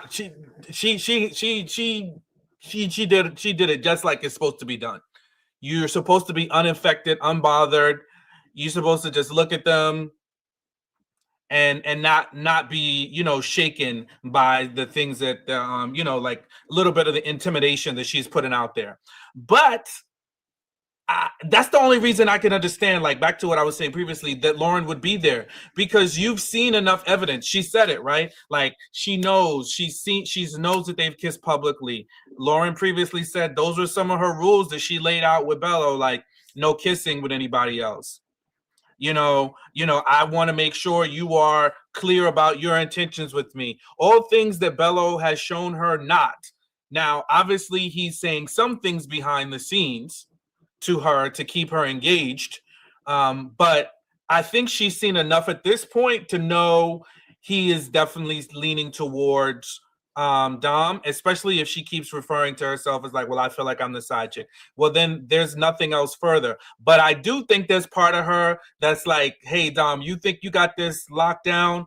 Let me tell you, it's not quite that. That's why she asked him, you know? That's why she asked him that very pointed question. Are we still a connection? You know, is there still something here with us? And that's why she got that. And then she got that answer. Now, it still was a non-answer, but it was enough to not be a no, which also I'm sure Dom didn't like, and that's why she probably continued to get in the business and antagonize Lauren a little bit. This seemed like a little bit of a Uno reverse, because didn't Lauren say in the cabin, Dom came and sat there and Bellows, you know, the whole, you know, it was a shift. It was a change in the wind. Now here comes Lauren walking in after Dom just said, I ain't bothered. You know, I ain't bothered. And there's a shift. And Dom is the one, you know, acting all like her feathers are ruffled. Not only that, Dom is out here telling us, or telling the gentleman here, what's going on in Ladies Lounge. Well, last time we spoke, you said Bello ain't a connection. I'm sorry.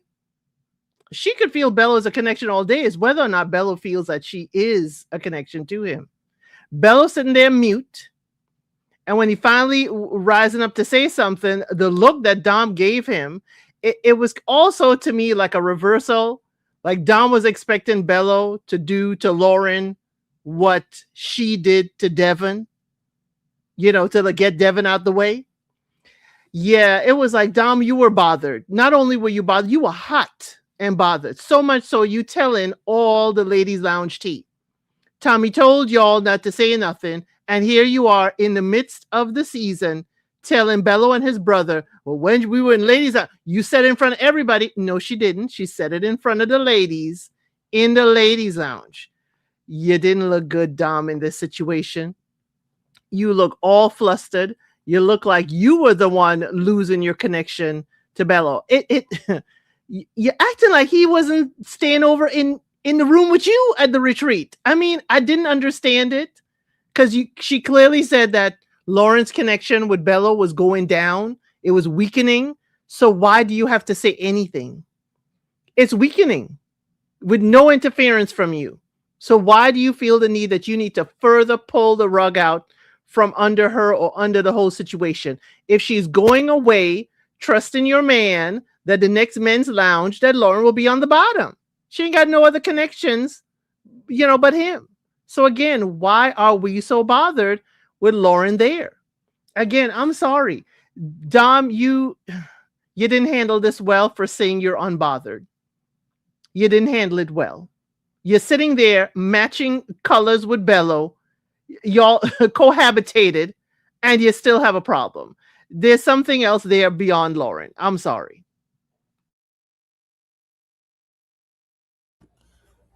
Y'all know when a team is already eliminated from the playoffs, but they still got like 4 or 5 regular season games to play, and the only reason why they're playing is for pride and to kind of spoil the playoff teams, you know, position, you know, see if they can catch them lacking, catch them slipping, so they can do, you know, they can get a worse seed in the playoffs. That's this situation right here. Lauren is already out, but she said, since I'm out, let me see if I could just mess up the playoff team's position, and that's Bello and Dominique. She's like, I'm gonna go to this game, I'm gonna go to this date, and I want to see how much I can F up. That's all this was. She was like, I'm gonna see how much it's more really a basketball, but you know, it's football too. Basketball, football, anything. You know, Lauren is already out, but she came to this date with the mission to F something up. To get Bello to say something that's going to have him slip up, and to get Dominique all up in arms. And she succeeded. I think she did a really good job. If that was her goal, she succeeded. She definitely shook the table. Else did. And also, I think at the end of the day, Lauren is somebody that Bello will probably like, and I think Dominique knows that. And also, Lauren is willing to do what she got to do to keep kicking it with Bello. And Dominique knows that. And so that is the reason why Dominique is so, bothered by it. Ashante, like I said 2 weeks ago, ain't really finna be going through all these hoops, jumping through all these hoops for none of these men. And that includes Bello, the scammer, allegedly, or Darius, the scammer, too, allegedly. So Dominique's not worried about that. Lauren appears to be willing to, move behind the scenes, make little backroom plays, deals, whatever she got to do to keep, entertaining Bello. Dominique knows that because game recognized game. Two people playing games recognize each other. They see each other. Dominique trying to make moves and Lauren making counter moves. So that's why she's so bothered. And Lauren probably ain't going to go away, probably didn't go away. So, yeah, I get the energy.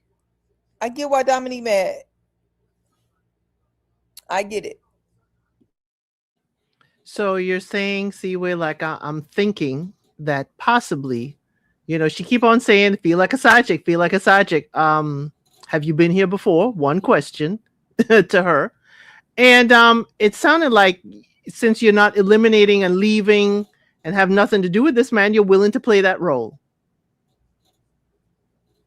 That's what it sounded like. Because she know Dominique really ain't gonna be the main, so you can't really be a side if somebody ain't the main. She's the quasi main, but she ain't gonna be the main for real. And so, Lauren appears to be playing her part. Wouldn't be me, but she appears to be playing her part. And Dominique is agitated because she already knows that. She knows that Lauren is willing to play her part because most women who were not willing to play their part would have jumped ship when they saw Bello in the bed at the retreat. If I see a man in the bed with another woman in my face at the retreat, sayonara. But the fact that Lauren's still showing up to this date when he was just in the bed with another woman. Don't forget Ashante showed up at her date too. But Ashante ain't serious about this. She just here for a good time, not a long time. Lauren is actually dead serious. Ashante she's here for our entertainment right now. I'm not mad at that. Yeah. I hear you. Any other thoughts on this debacle? Yes, Elsie, go for it. Do we think, did Bello ever answer Lauren's question?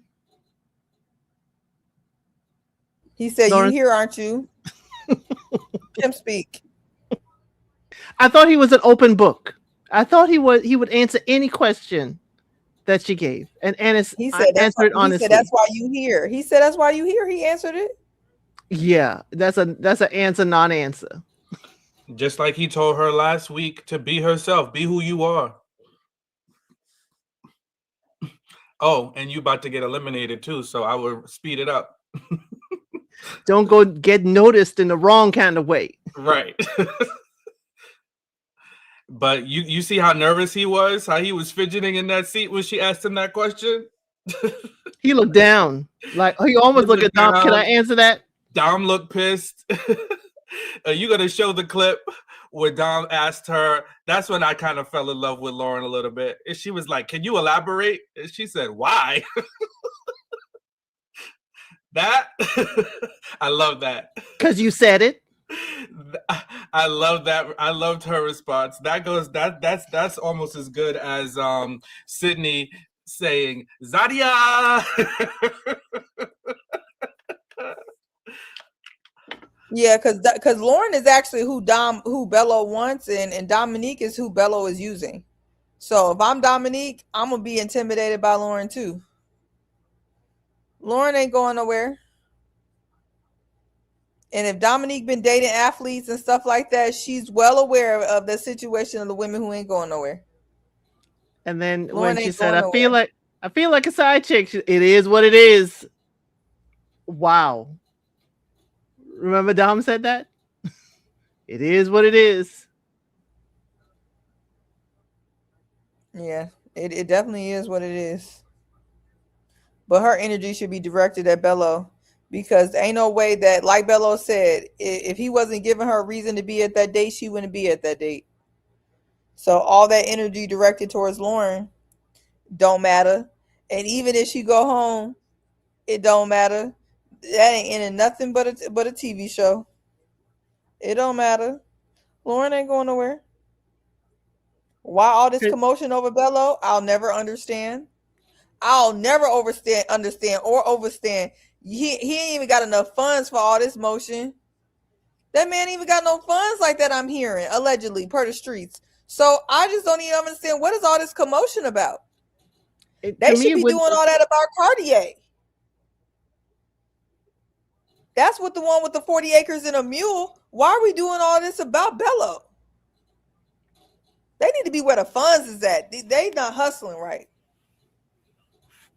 It's not only the funds, but just his overall situation, because Ashante mentioned it in her date with the brother. It's like, hey, you know, how's this co-parenting thing? And we got more information about, you know, the frequency of seeing the daughter. The brother has not met his niece yet.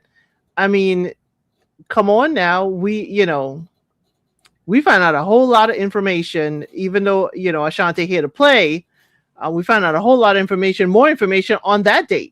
But so Bella's circumstance with, you know, a newborn is something, you know, the average woman would run from.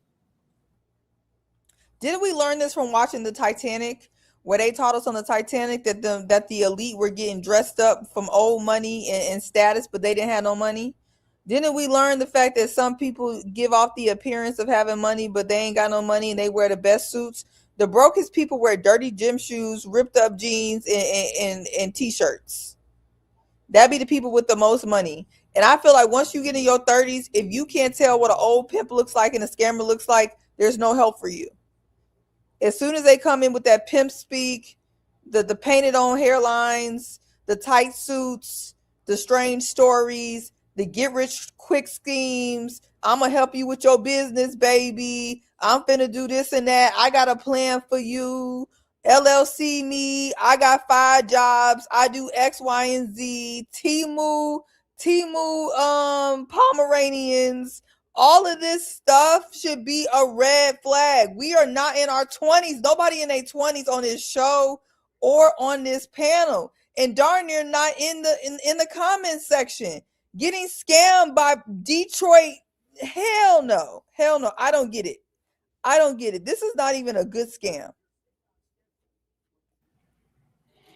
And while they're in the midst of the show, they could be researching these folks and finding out exactly what's going on. I mean, play the game, but daggone it. They need you. They need you to hire you as a consultant to do, because we know you can super sleuth your way into finding anything in a matter of seconds. Chat GPT ain't got nothing on you. So and if you just want to have fun, be like Ashante. She ain't bothering nobody. She here, she eating her food, going to her, you know, her skydiving, indoor skydiving, smile, look cute, got her hair done. She not, that's how you just be there for a good time, not a long time. Don't be up there, you know, trying to fake fall in love with people who are allegedly scamming. Don't do that. can you show the clip real quick, Kojo? I just enjoy it so. Which part? The next little clip with Dom and Lauren when she asks Lauren to elaborate. Elaborate. Why? And build like an empire together. How is it being with another connection here now? I'm fine. I feel great. Yeah? Like, I have a question. Because from the last time we talked, you felt like Bello wasn't a connection. So now you do feel like he's a connection now? Well, I don't feel like I have to answer to you about not to me, but you said it in front of everybody. So do you think Bello's a strong connection then? Among he is a strong connection for sure. I think I went too far, right? It's a bit further back, isn't it? I went too far, right? He's never satisfied. He's always trying to shoot for the next thing. Like how I see us together, I'm a multiplier. Being supportive and being understanding of what it takes and build like an empire together. How is it being with another connection here now? I'm fine. I feel great. Yeah? Like I have a question. Because from the last time we talked, you felt like Bello wasn't a connection. So now you do feel like. Oh, no. Hello. Sorry. How are you? I'm good. How is everyone? Publicly kissed Dominique, slept in this room. I think you're the right fit for Mr. Bello. One thing I love about Bello is he's never satisfied. He's all. I don't know where that clip is. I think I missed it, guys. It's after the Ashante segment. Oh, that's why I missed it. Because He makes solid decisions too quickly, and Dom says, elaborate. Okay, fantastic. Continuing the connection. Do I see myself with Dominique in the future? Absolutely. As she says, we go together. And I think... what does that mean, we go together? Bello's already met my mama and my dad. He talked to them on the phone. Okay. My dad loves him. With Lauren, I feel there's a connection. It's just been fleeting because of the up and down. I sometimes feel like he made some solid decisions way too early in the game without going through the process fully and experiencing everything. Elaborate. Why? Why do said I it. have to? I'm just explaining. I feel like a side chick. It is what it is. If a person interested, they gonna show you they interested. Ain't no. There it is. Cut that tension with a knife. She said, "Why?" She Elaborate. said, "Why? She said, "It's I'll use that. That's why I love. I'm telling you, I love me a black woman, boy, because they go just the little fingers. I love that. Why? You know what? Lauren has given us sound bites this because I got to make a sound bite of Donna saying her name when she went into the date with Vince and the brother. When Donna said Lauren. But yeah, I will use that in our in our panels. Elaborate. Why?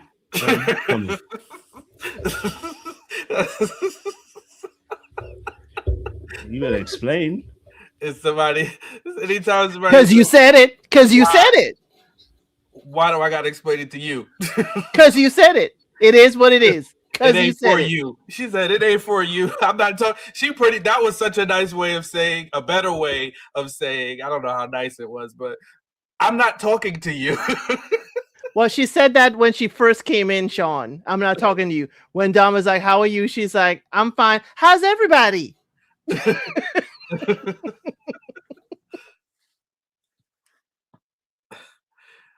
Yeah, I don't think Dom knew how to handle that. Dom don't know what to do. I wonder how much pushback Dom is used to getting. She's probably used to not getting that much, you know. What do they call the Regina George effect, you know? So she's used to the ladies probably falling in line because they want to be in her aura. But Lauren was elaborate, like, Sean. Not today. Why? Y'all are cutting up. Y'all are cutting up. Because last time you said it in front of everybody. Well, listen, this ain't that. This ain't last time. This is this time. They said, listen. She wouldn't. I bet she wouldn't have packed Lauren out of that room like she did Shannon. Packed Shannon right up. Lauren would have been like, "Really?" You're like, "Why?" Yeah. I suggest you find another room. She knew who to play with. And I guess that's what it is. Some people know who to play with. Do you know what I mean? Like, they know they can do certain things to and who they can't do certain things to. Do you get me? And Dom was like anybody else. She knew who she can disrespect and who she can't. Unfortunately, Shannon was a casualty of war, you know, in that space. But interesting that Bello doesn't tell the entire encounter in the men's lounge that we saw. In what regard? When we get to the men's lounge, Bello did not say that his brother chose the other two ladies and that Dom is ready to, fight, go head to head with anyone who breathes around him. I mean, he didn't tell. We didn't hear that. That wouldn't go along with Why would I? Even if he did, I doubt he did, but they may have cut it off. But that's not going to go with the scheme that Todd set up. Well, you see how well Todd's scheme is working for him. It's working well. He waited 11 years on purpose. Yeah, well, yeah. With Georgia, yes. I mean, time will tell how that scheme worked, because 11 years ain't accidental. And a lot of mutual income, a lot of mutual businesses, a lot of mutual stuff in that 11 years. So I think a lot of entanglements. A lot of entanglements. I think that scheme worked out pretty well, if you ask me. I got you. Okay. All right. I definitely hear that. I'm rocking with you in that space. Okay. Any other thoughts on that? Is that it? But let's see. I would love to show the clip where the brother gives him the feedback. Oh yeah, I got you. Because we can't say it's editing how we're seeing Dom. That's actually true as well, because he actually says that he feels like she's like fighting or whatever. Yeah, girl, I walked away frustrated. With Dominique. Okay. She can be very possessive, ready to throw hands to anyone that even breathes your air. You know what I mean? Come on, man. It's true. Like that's kind of how it like. Lauren was doing more than breathing air today. Well, she was good. Wait, did he say Lauren was doing more than breathing air today? Yeah, that's what he said. Ready she to was throw good. Hands to anyone that even breathes your air. You know what I mean? Come on, man. It's true. Like that's kind of how it like. Lauren was doing more than breathing air today. Well, she was good. She was like, like calm. And Lauren was doing more than breathing air today, and she's good. So basically saying that Dominique wasn't that bad. When a nigga hates you, golly. Yeah, he can't even. He's another one. He's not gonna, because and a lot of times that's how people mess up too, because when they see that energy, like he sees that as, oh, she's fighting for me. She knows what she wants. Yeah, you like it now because you're being fought over. There's a lot of guys that get off on that when they feel like women are fighting over them. But that same energy will get turned on you when she's really pissed at you. So for right now, she wants to lure you in. So she's fighting, but just you wait, good brother. But remember, Bello also in his confessional says he categorizes it in a very interesting way. Do I go with, Ashanti and Lauren, or do I honor the one who's been consistent, Dominique? Interesting choice of words.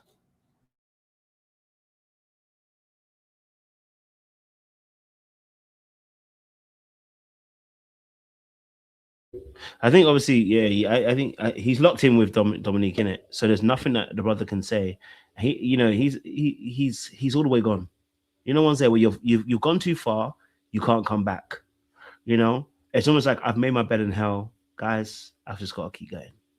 You know what I'm saying, Chu? I've made my bed in hell, and so unfortunately, that's a difficulty, man. That's a difficulty in that particular aspect. And so I think he's got his mind made up in terms of what he has as an image of what he wants to pursue, what he's going to get out of it. He's got a plan. That brother's got a plan, and he's going to follow it through, and nothing his brother can say. That's how he can actually reduce all accountability for Dom to zero and apply the accountability to Lauren. Man reversed the damage and put it onto Lauren as if Lauren did something wrong, and she was the one that was being pressed by Dominique. Like, bro, that amount of gaslighting cannot be happening, bro. That's crazy, especially when you didn't make it clear. That is crazy. That's crazy. Any other thoughts to this situation? Oh, somebody said in the chat, I guess he must have did some interview behind the scenes that the oxtails weren't that good. Golly. They must be beefing. Yeah, Yeah, now that the business agreement has ran out, now the oxtails ain't good. Boy, bye. You know, look how the tides have turned. It don't take much. Darius It was ready don't. to kick Ashley to the curb and pick up Shantae. Talking about, I think they left for a reason. Now they left so they can give us a chance to connect with his Dr. Seuss rhymes and rhythms. And now Bello is talking about the oxtails wasn't good. Listen, that food looked good to me. I'm sorry. He said, Bello said he trusts. They got women. I mean, better men for this show. They have to, because this is just not gonna work. Then he talk about he gonna bring his brother for his birthday to Miami to see the baby. What? Well, he said he trusts his brother's judgment, but he's going to trust his own discernment. And I was like, Bello, we got a glaring time when your discernment wasn't always on point. But yeah, and the brother was not enthused to hear about going to Miami, considering that's, that was the old stomping grounds for me to go meet my niece. And on your birthday. On my birthday. That's wild. What you talk about? That is his brother. Would y'all cut it out? That's Bello brother. So yeah, I don't know. They locked in, but for how long is the question, huh?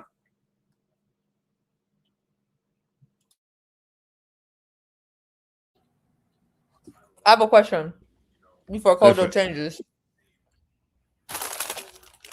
Do you think good men will ever do Ready to Love again? Do you think Ready to Love and these dating shows will ever get good men?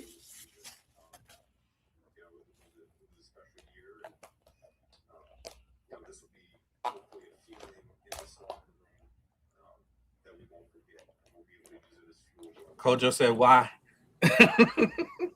I mean, because Sean, I know you're going for. Elaborate. Wow, we've been drawn in.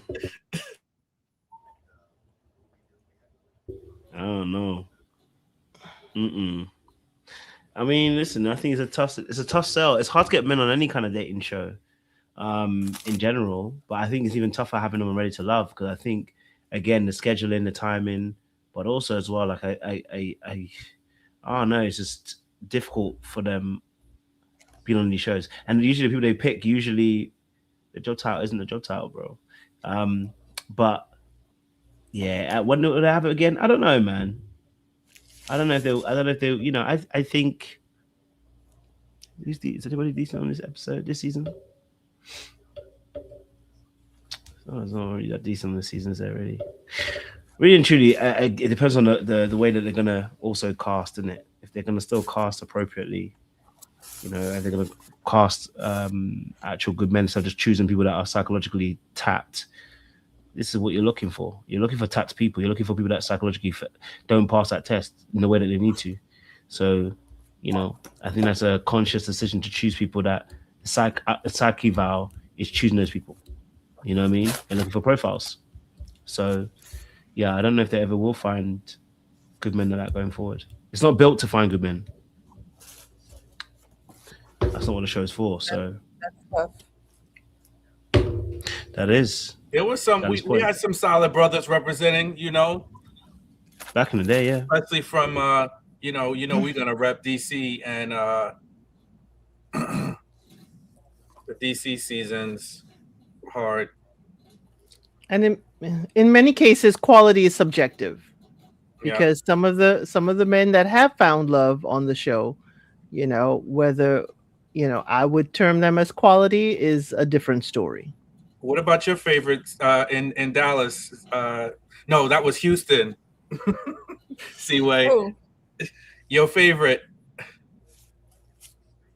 The preacher's kid? Let's bring down the strength in the room. David? Yeah, that's your all-time. Isn't that your all-time favorite person? Your favorite dude from Ready to Love? Yep. And he definitely was not ready to love then. I don't know about now. Again, we need a all-star ready to love resort. Pull people from all the different seasons to a resort. David was definitely my fave. He definitely was my fave. I think he got married. He got somebody. I don't know his situation now. Something's going on with him.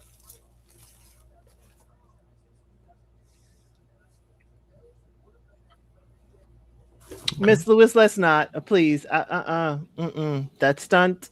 No. Well, Mario, Tundi, and Riva. I don't think Mario has forgiven me ever since I talked about how bad I thought it was their behavior. But he's still with her, so I can't even be mad. They've been gone for a little while. Mario and Yeah, she's and Riva. 10 years a girlfriend. Yeah. Damn. So they locked in. 2 weddings, Clifton and Joy, and then most recently Sabrina. Cornelius and Camille. Oh, Sabrina. Hey, And, what's his face married to?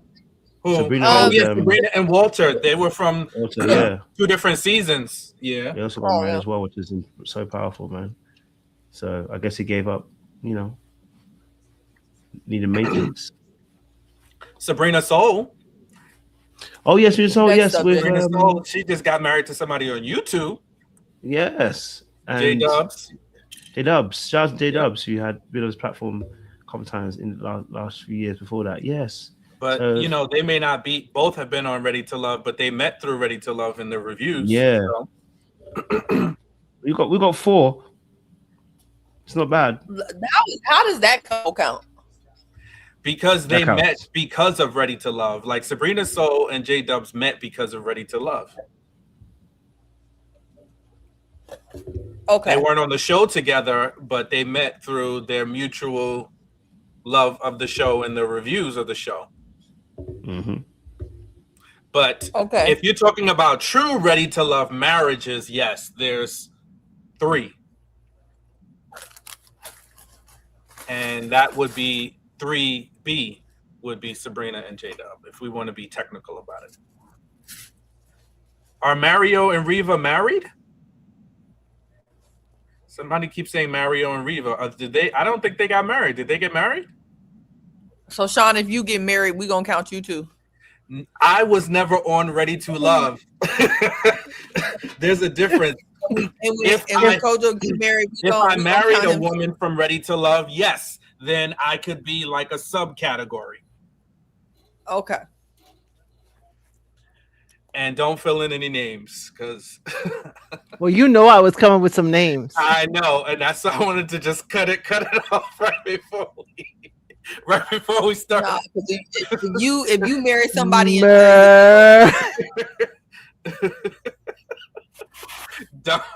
don't get nothing started, please.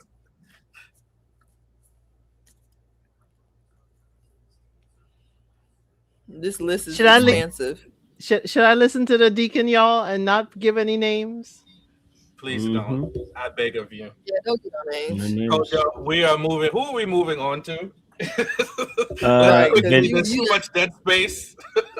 You done added too much to this list. Vincent Donner. Let me get him.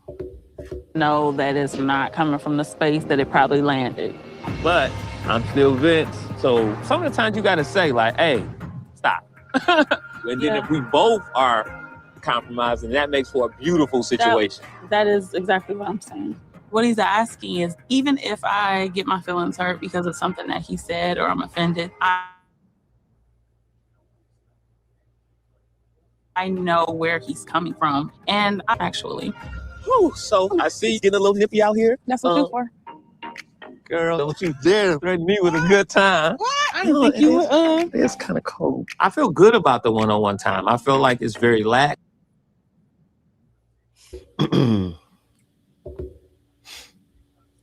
Donna, Vince, their situation. Want to know your thoughts? There's a lid for every pot. Damn. There's a lid for every pot. And at the end of the day, if Vince is ever gonna find love, somebody like Donna is probably his best bet. Only thing that's gonna F that up is that timeline she got. Which ain't gonna work with Vince because you ain't gonna speed Vince up. You can't even get him to stop talking, so you definitely not gonna be able to speed Vince up. But I really don't understand. Basically trying to find some understanding for the fact that he's gonna be mean to you sometimes, but I know when he means to me, he don't mean it like that. That's the craziest ish I've ever heard. I don't know what she be talking about. She don't be making sense to me.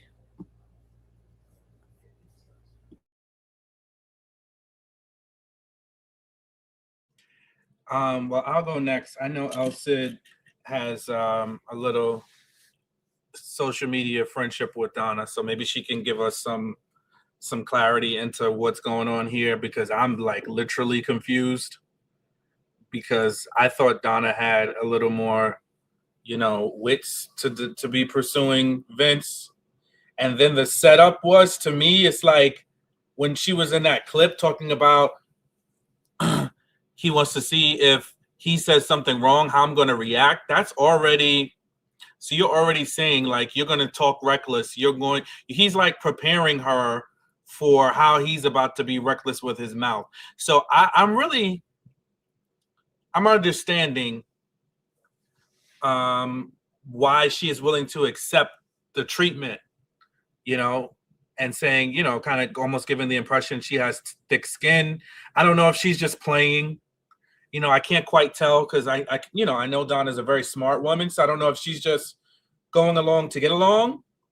But this timeline, is she trying to scare? If she's trying to scare Vince away and do like the quiet quitting, when people quiet quit their job, they just do little things to set themselves up to either be terminated or to let you know they're leaving. So maybe she's saying things, because otherwise it doesn't make sense to me.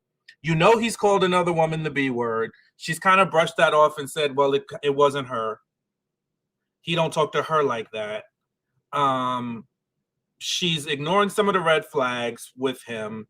They don't seem to be aligned. He really can give or take having kids or not. And you need to be all in to want to have kids. Although he's not the one giving birth to them, you still want to be all in, because are you going to be a present parent, or are you just going to be a donor? Like, there's just so many things that are just don't align with me. So I don't know. Is she just willing to, I don't know. I have more questions than I have answers. Okay, let me start off with some nice things. What I did like is she was telling Vince, that he can come closer. His advancement is acceptable. Okay. When he's like, oh, are your pants seat worthy? She's like, I can sit, that's what your lap is for. She's letting him know subtly, or, with a whole brick, that, hey, you can come closer. You can come within my personal space. Now, in listening to y'all, I have to say, as a y'all know here that my mouth, sometimes has no lid. Okay. So I have been like the Vince. I have been saying some things in a particular manner. Is not how I say, it's how you take it, even in a relationship. So I have been there. It's like telling, my significant other, my intention is not to hurt you. It may come off, I may be blunt with it, but the intent is to help, not to hurt. So I could understand where their conversation was going. And sometimes a person does need to learn to tweak their delivery. And that's why I kind of see it a little bit differently, because I can say some stuff in really slick manners, and I'm like, well, it wasn't that bad. Y'all see me here on this panel sometimes, and I'm like, wait a minute, I didn't see it that bad. I didn't say it that bad. I was gentle. And you're like, no, that wasn't gentle. So again, I'm thinking, look at beyond actually what I'm saying. Tell me that I did hurt you. Tell me it landed in a way that did hurt you. And then I need to change my delivery, but understand my intention in this relationship is not to hurt you. But the trick is that Vince, the person who is talking in that manner, needs to adjust their language. If your language is landing and hurting the person that you are involved with, it's not going to work. You got to change up, tweak it, make sure it lands in a loving manner. But yes, I could understand this conversation because I have had it before. Again, I have said some stuff that I think isn't that bad, but the person receiving it is like, nah, girl, that didn't land right. I know you don't intend to hurt. That's why I'm even having this conversation with you, but you did hurt me. So I'm coming at this at a different angle because again, these people don't know each other and they have to learn how to communicate with each other.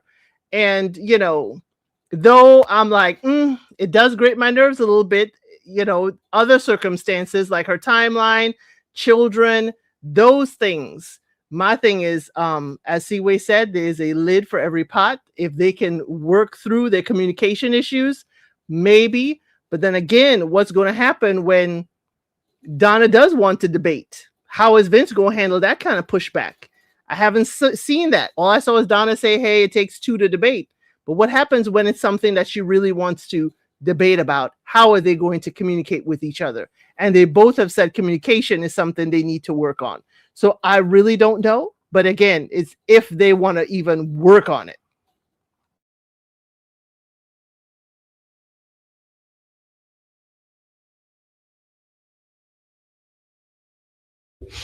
Well, I definitely hear you. I definitely hear that.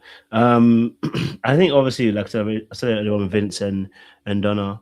I think Donna needs to, you know, watch herself a little bit because Vince will take an inch and then a mile and then the whole world if he could, right? And what he's basically saying is, I want you to protect you from me.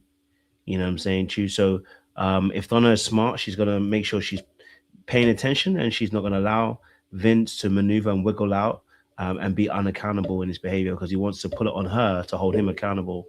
And as a grown-ass individual, you need to be accountable for yourself and the choices you make, not someone else being accountable and trying to hold you down for it. So I definitely feel in this situation, I also feel like Vince doesn't like her.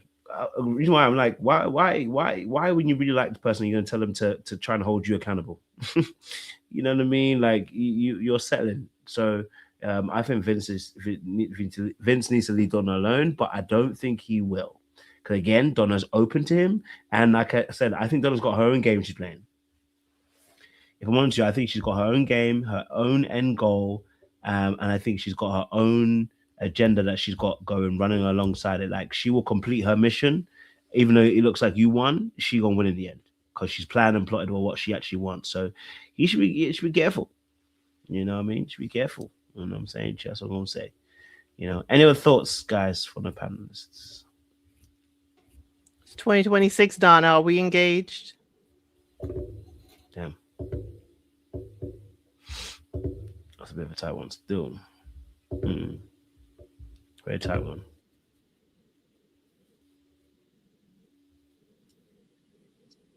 Well, I'm looking forward to the reunion. I'm looking forward to the reunion. What are you looking forward to? Where everybody shakes out. What do you think is going to be said? Oh, I just want to see who lands with who. Well, obviously, we're going to see we should see the bridge next. This is the next episode coming. And then we'll see who chose who. And then the reunion will show who did what happened where, what gaps, and then who's still together or not. But are you gonna show the elimination? Which one? Lauren. Both Lauren. Sorry, when I say which one, I meant like in which conversation, because I know only one person was eliminated. But I was thinking because they had a conversation at the end. My bad. I know you said elimination, but all I heard was the very end. Oh, okay. Yeah. Because then, like, they're the two that are at the bottom. Sorry, I heard the bottom. That's what I meant. Gotcha. Because that's it, right? There's nothing else. I mean, they show. I don't know if y'all talked about Ashante. Ashante, so go for it. Because there was a scene with Ashante and Darius. Yeah. Yeah, we haven't spoke about that. Did we speak about Darius and Ashley? We did in the beginning, right? Yeah, we definitely, because that's what I came in on. So if I'm up, they gotta be up. They said you sleepy, coach. They're not right. They're not wrong. They're not wrong. I'm running on 4 hours sleep. Okay. Okay. Cool. Well, obviously it was Lauren that was eliminated, right? Mm-hmm. In that essence. So we'll do. I'll get the Lauren clip for you guys in terms of her conversation with. They want to see Darius's last coat in the men's lounge. The gorilla. Not the. Oh, I got a clip for that, Sean, coming up. Oh no! Men's lounge, or the one that he had in the elimination. In the men's lounge, I guess, was that the men's lounge that he was the in? Last men's lounge. But do it when they shoot. When they're walking in. When he's walking in, you get the full from the feet going all the way up. You got to get that one. Look what Under the Olive Branches said.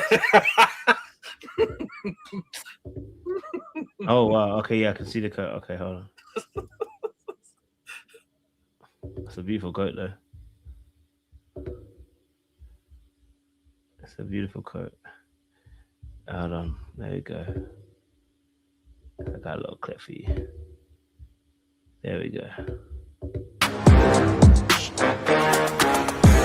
Tommy, my fellow Bello. What's up, my man? Vince. Sir. How are you, man? This is definitely Detroit. You know I had to bring the gorilla out this time. The gorilla. What's going on, brother? This is the final men's lounge. I can't lie, the gorilla coat is hard. I'd rock it. Can't even lie to you. I would rock it. It's a cold ass jacket. That would be so powerful in the snow. My God. Coach, get the hell on. That coat is a powerful coat. He would wear it, Sean. Horrific. No, that coat and it is not no gorilla. Horrible. If that was a good, first of all, that is an endangered species. You cannot wear gorilla skin. That is insane. Sean, it's not really gorilla skin. We know. He just, again, it's a I beast just of a coat. I just want to be clear that for anybody that would even say that is nuts. It's vocabulary, Sean. I have heard it before with that style coat. I'm sorry. Yes.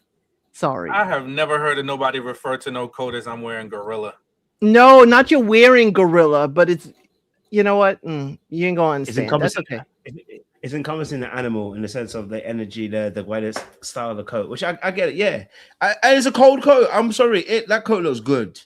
Of all the coats that he's worn, I think that's probably the best coat he's worn. I guess. I'll give him that. It's a cold. If it was a little shorter, I might have liked it. If it was bomber length. Oh, I don't like that. Yeah, can't be a gorilla if it was bomber length. That full length coat down to your ankles. Not really for me, but I get it. You know, I'm not gonna say it's not a nice coat. I guess, you know, I've been up in arms since he's been strewn animals all over himself, and I just see that, and I see the ecosystem. I see that, and I think about the gorillas in the mist. You know, they share our DNA. I wouldn't even play like that. I mean, that coat. Well, that was a. This is probably the nicest looking violation of PETA that I have seen. This is Move Rainbow. This is actually a nice looking coat. I'm not gonna lie, it's a nice looking coat. But I'm tired of him. I'm tired of him, to be honest. I'm never a hater though. So I'm always gonna keep it 100. It's a nice looking coat, and you know, the fit, this is one of his best fits. But at the end of the day, his obsession with the death of animals is bizarre. But yeah. Yeah. I can say that, you know, it was a solid look. Yeah, for sure. What cracked me up was Tommy saying, "This is definitely Detroit." Yep. But you know what folks also call a gorilla style coat is, you know, if a woman wears that type of black coat, but it's the long hair, that is also called a gorilla coat. Sorry. That must be a term beyond me because I've never heard But do that. they even get rid of do I didn't know we get gorilla fur. We don't. That's what new? El Cid was. You weren't listening to El Cid. I was, but I didn't understand. She said it's not about gorilla. It's a term to. No, I heard her, but I'm saying So they don't. I know it. They can't. That's you can't even do that. They're an endangered species. They could never do that. I mean, I'm sure maybe somewhere in the regions of the world, some person may have done it, but that's not a thing you can just buy. You would literally go to jail.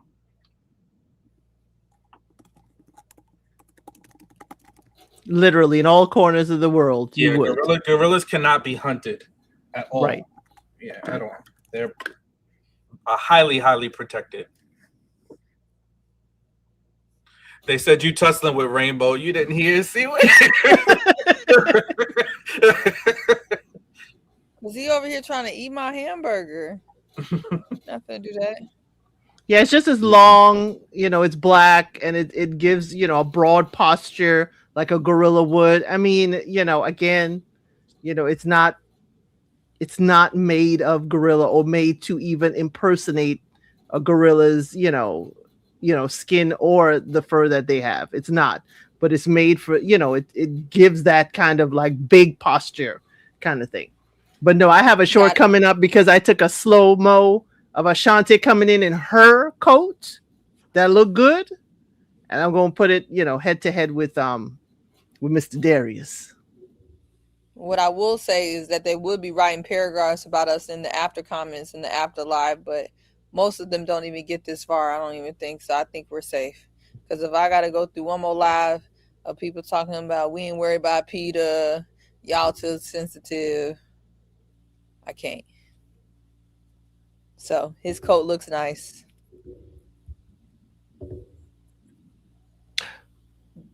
As a side note question, is Camille and Cornelia still together? What you say, Kojo? Is Camille and Cornelia still together? Whispering. Camille and Cornelius, are they still together?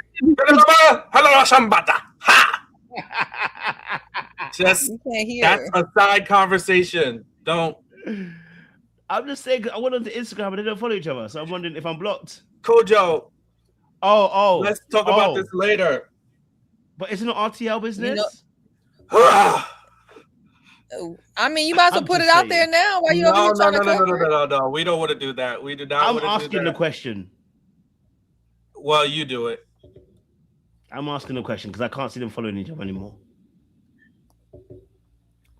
Somebody said he with Corey now. Which Corey? I'm weak. The chat is answering for you. There's nothing to spill because I'm just looking at Instagram. There are people in the chat that have comments. All they saying in the comments is spill the tea. That's all I see in the comments. I don't see nobody actually spilling it. Earlier in though, some people were saying that they're not together anymore. CXM is saying it. Mm-hmm. Yeah, someone was saying that they had heard that they weren't sure. So, I mean, I don't want to perpetuate anything, but I just got on Camille's good side. I'm not trying to get off it. And Kojo, she's still on you, so I would just. She's always been on me. It says ain't gonna change. Moses, stay where I am. Do you get me? Oh no! Don't make it worse. Didn't they actually get married though? They got married. They did. They got married. Yeah, but there's nothing on their page anymore, so I don't know. So, well, not the wedding on the show. They did get married, beyond the show. Yes, they had a legal ceremony, beyond the show. Yeah, it's a shame because that's sad. No matter who they are, marriages breaking up is never nice. So that is a shame if it didn't work. But anyway, well, sorry to hear that. Sorry. Yeah, sorry to hear that. Obviously the last why I showed on his lip. Anyway, the last clip we're gonna break now is Lauren. Sorry, not Lauren. I keep saying Lauren. Her elimination moment. Are you talking about? But what is Kojo talking about? Are you trying to go to Ashanti? No. Or are you trying to get to the Lauren, very end? Yeah, sorry. The very end. Sorry, apologies. It's Lauren. It's Lauren. I don't know why my brain was. She looked good in the red though. You know. Can't lie to you. I think I'm developing a little bit of a crush on Lauren. It's a little bit of a crush. Oh, are you discovering that? That's going against your. I know. I don't know what it is. I don't know what it is, but it might be because. Elaborate. Why? Gojo likes this. He likes anybody with the spice, and he and I are similar in that context because that's how Lauren won me over a little bit too. I like her spice. You know, she's snappy with it. I like that. Yeah, I like that. When she stood up herself against Dominique. Look at her head cocked to the side. That looks like pride is going. She gonna give me a good something. You know, she gonna give me a good run for my money. You showed up looking good. You showed up looking good to this eliminate. And the red orange. She had her cock to the side. That's like Negro. Now what? It's just me and Tell you. me something. So next time we say y'all like toxic, we have another name to add to the list. I'm just saying, you know what? You know what? You're right. You're probably right. I ain't gonna argue with you. You're right. You know, you gonna eliminate me? And look, he's trying. He's like, no, baby. Wait. Listen to me. He got his hand. Let me try to explain. She like, you stumbling? I like a woman that can put me under a little bit of pressure, you know? Make me stutter a little. That lets you know I care. Tyra Girl said Bello be dressing. You like his style? You like his style, girl? I don't know. Well, Bello, she did say she liked his jacket. Jacket is cold though. She like his style. Yeah, this look here. The jacket he's got is cold. This is sharp. I gotta get a brother. Yeah, the jacket is cold. Did you like his suit in the men's lounge too? No, I'm really not a fan of Pepto. It takes a strong man to do it. He did it well, but it takes strong and man the canary yellow one in the beginning. It takes strong man to do it. Keep saying it. Yeah, I don't like dark chocolate, bold colors like that. He can put it. He's of dark chocolate substance, so you know what? It can work for him. Those colors. Screaming. Jojo, why you always gotta do so much? What did I say? You could never not do so much. It's like you just go just a bridge too far. Here you go. Do you not think it worked for him? I think it worked for him. I don't know. No, I mean, I don't think everyone can do it. The beard is a bit, you know. Oh, that's a chocolate substance. No, somebody said, would I like to provoke? No, I'm never going to provoke you. I just like when the moment arises that you can give me a little go for my gusto. Moment arise equal poke. That's what moment arise means, poke. No, it doesn't. It means when things naturally happen, you know? Mm-hmm. Yeah, pokes naturally happen too. And from the queen of pokes, you should know too, because you're good. That's exactly why I'm saying it. No, I don't like to be intentionally harangued, nor do I do that to anybody else. Now, if the moment arises, I say something that rubs somebody the wrong way, or I misspeak. Yeah, I like a lady who's just gonna be like, you know, tell me about myself a little bit. I don't mind. Give me a dress down. Okay. All right. Let's put this kid. This is not after dark, guys. What y'all talking At about? the ladies' lounge, when you speak to somebody's character, that's a different conversation. I never said he has poor character. I said I question the character when A, B, C, and D happen. And to me, that is valid. I also believe in protection. What I do that was damaging you? Well, when a man repeats back to me that she did not feel safe with you. Yeah, because at that point, I was over you. Yeah, but I didn't try to At draw. the end of the day, you opened the door. So in that case, we both did something that wasn't necessarily right. So can we be transparent with each other? Yeah, I feel like we can. I just want to feel safe. I could work on my delivery. And I'll work on my grace. Because Oh, I my do God. go off. Yes. When you asked, what about our connection? And I didn't want Dominique to feel like we didn't have anything. I thought you guys were married. She's literally talking about, he FaceTimes my mom and dad. We got a wedding day planned. And all I asked was, do we still have a connection? Because I was confused. I'm like, all you had to say was yes.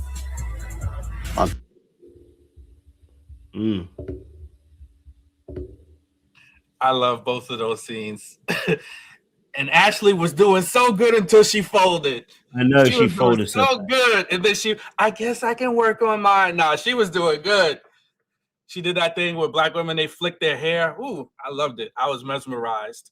She was like, "You open the door." I was like, "Yes." I just love when Then I she see folded. women faced with gaslighting and they stand up against it. Like both of these women were being grade A gaslit and they said, "No, that's what you're not finna do." I loved it. That's how you have to stand your ground. You have to stand your Lauren ground. stood hers You though, have see to. way. Ashley folded. Lauren stood her. She did. But the problem is that I just feel like no matter what happens, she's still finna be entertaining Bello. You standing your ground, but it gotta mean something. Like, what we doing? You standing your ground, but you know, once you stand your ground, you can't entertain. But I do like how she, you know, she didn't let him manipulate.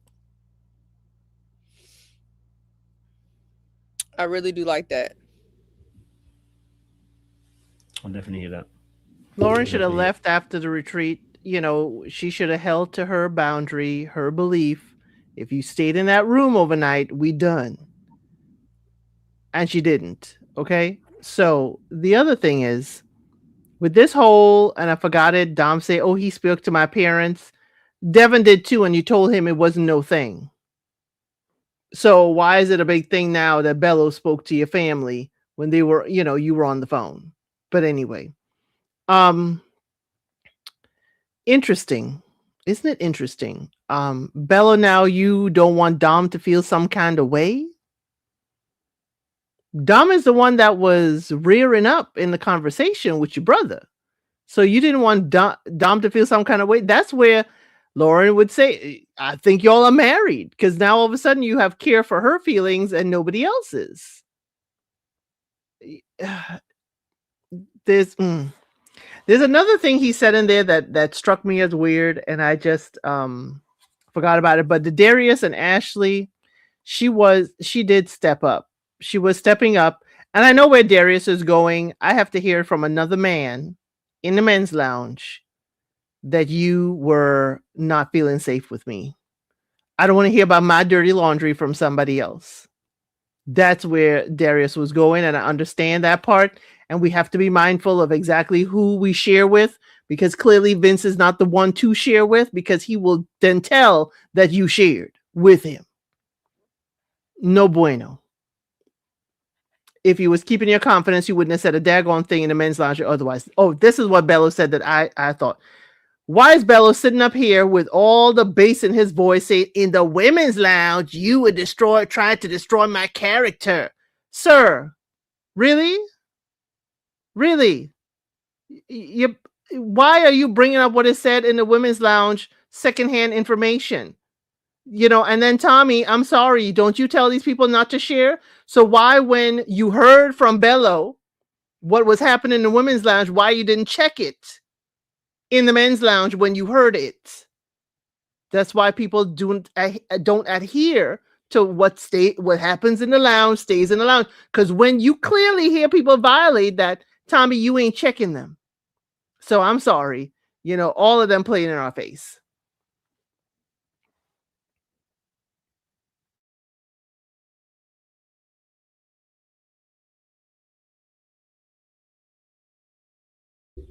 What I know we skipped that part. I forgot. Yes, Vince obviously brought up information about saying that Ashley wasn't safe in that space as well. What's your guys' thoughts on that as well? I know, Elsa, thank you for reminding me on that. He did actually bring that up, and it turned into a little bit of a hickey. You know, I don't like everything that Vince does, but you know, the fact that he brought it up, maybe he should have brought up, I don't know, but I'm glad he did, because it made Darius have to kind of like step back a little bit and look at his own behavior. You know what I'm saying to you? I know he tried to make it as if like, you know, Vince was gossiping, but it needed to be said, because of course, I think Darius might have thought he was okay, but clearly he's not okay. You know, I mean, clearly Ashley's not okay with the situation. I hope that Ashley was clear cut with that as well, because of course we saw her earlier scenes. But what do you guys think about the Vince obviously saying to Darius about, you know, about the fact that Ashley wasn't safe in that instance?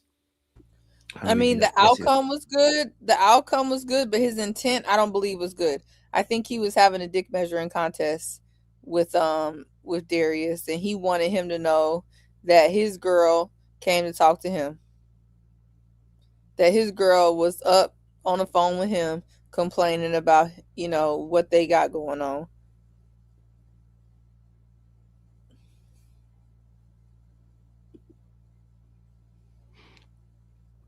Deacon?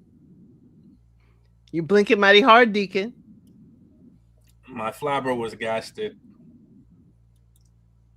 About what? I'm confused. The demeasuring comment. What you just said? Do you hear the words that are coming out of your mouth? To quote Chris, I forgot. What you talking about? I thought something happened. Your demeasuring comment. It did. You have. What's wrong with that? You're unfiltered. That's a regular statement. Rarely uses profanity. Oh, I didn't think that was a curse word.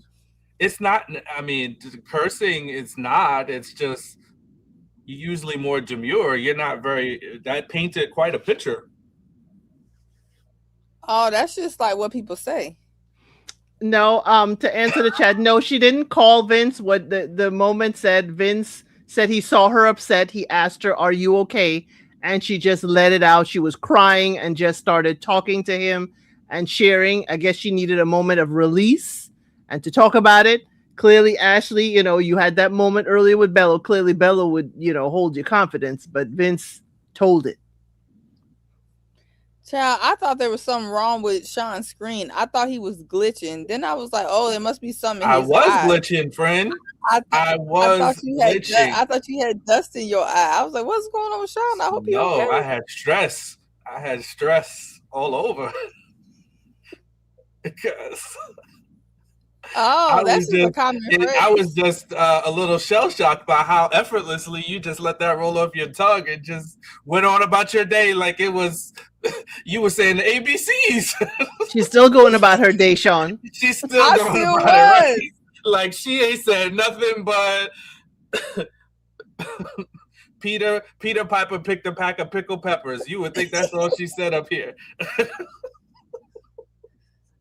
I'm screaming. Under the olive branches says, I thought it was Morse code. Child, me too. I was like, what's happening?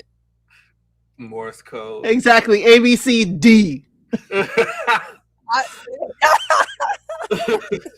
Emphasis on the D. All right. Well, listen. Meanwhile, I didn't even get to finish my statement, but what I was going to say. Sorry, Lauren. Is, go ahead.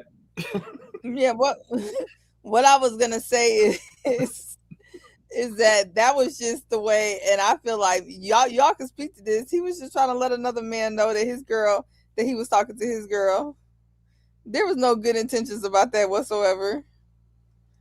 I want to make it clear that Ashley and I never had a connection. But she letting me know she don't feel safe with you, bro. Yeah. So they're setting us up to understand why Darius was shaking the table at his little outburst with Vince. For the big fight. Jay say so. I'm from Queens, so I never left Brooklyn. There's a distinction. There's another one of our panelists that is from BK, but I am from Queens. Okay. And I left Brooklyn a long time ago, but you can't take Brooklyn out of the girl. So well, they saying it did. Let's just get our borough distinctions very clear. I'm from Queens. They said Brooklyn left. The Queens exactly. It really do cannot be tolerated. Okay? It really do, actually. Listen, it's a borough of distinction, so don't get down on Queens, okay? Y'all better tell them I'm from Chicago. That's just how we talk. We don't mean nothing about it at all. Now, I am very demure most of the time, but I don't know. That's just what I felt like they was doing. So I just felt that in my heart.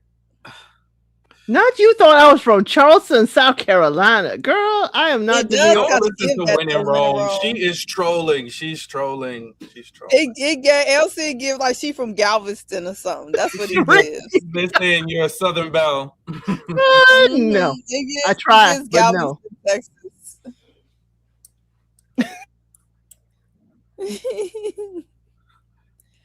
It gives Tennessee. Yeah, I don't know. I felt two different ways. I come from two different minds about that whole Ashley, Vince, Darius thing. In this process, I understood because it wasn't like she called up Vince on the phone. I guess he was wherever, she ran into him. This is how they explained it. She ran into him after, right after the incident, and she told him whatever. So that part I get. I kind of wish, I wouldn't like that if I'm dating and a woman goes to somebody else, that's not like a friend or family member of hers, but somebody that we know mutually, and kind of talks about the situation. I probably wouldn't be too thrilled about that. I understand a little bit the nuance of the situation they're in. I think Vince did a halfway decent job of prefacing it. I know, C-Ray, you have your opinion, but he did say, like, she's not a connection of mine. I'm not saying that at all. I just happened to, like, he did explain as he led up into it. But I think it probably would be best that if you're in possession of that information, just to kind of you don't need to go back and tell the person, yeah, she really was upset. You know what I mean? Like, I think if it did happen, he shouldn't be the one telling the other dude, hey, I found out this, or I knew this, and especially in a group setting in front of other people. So, yeah.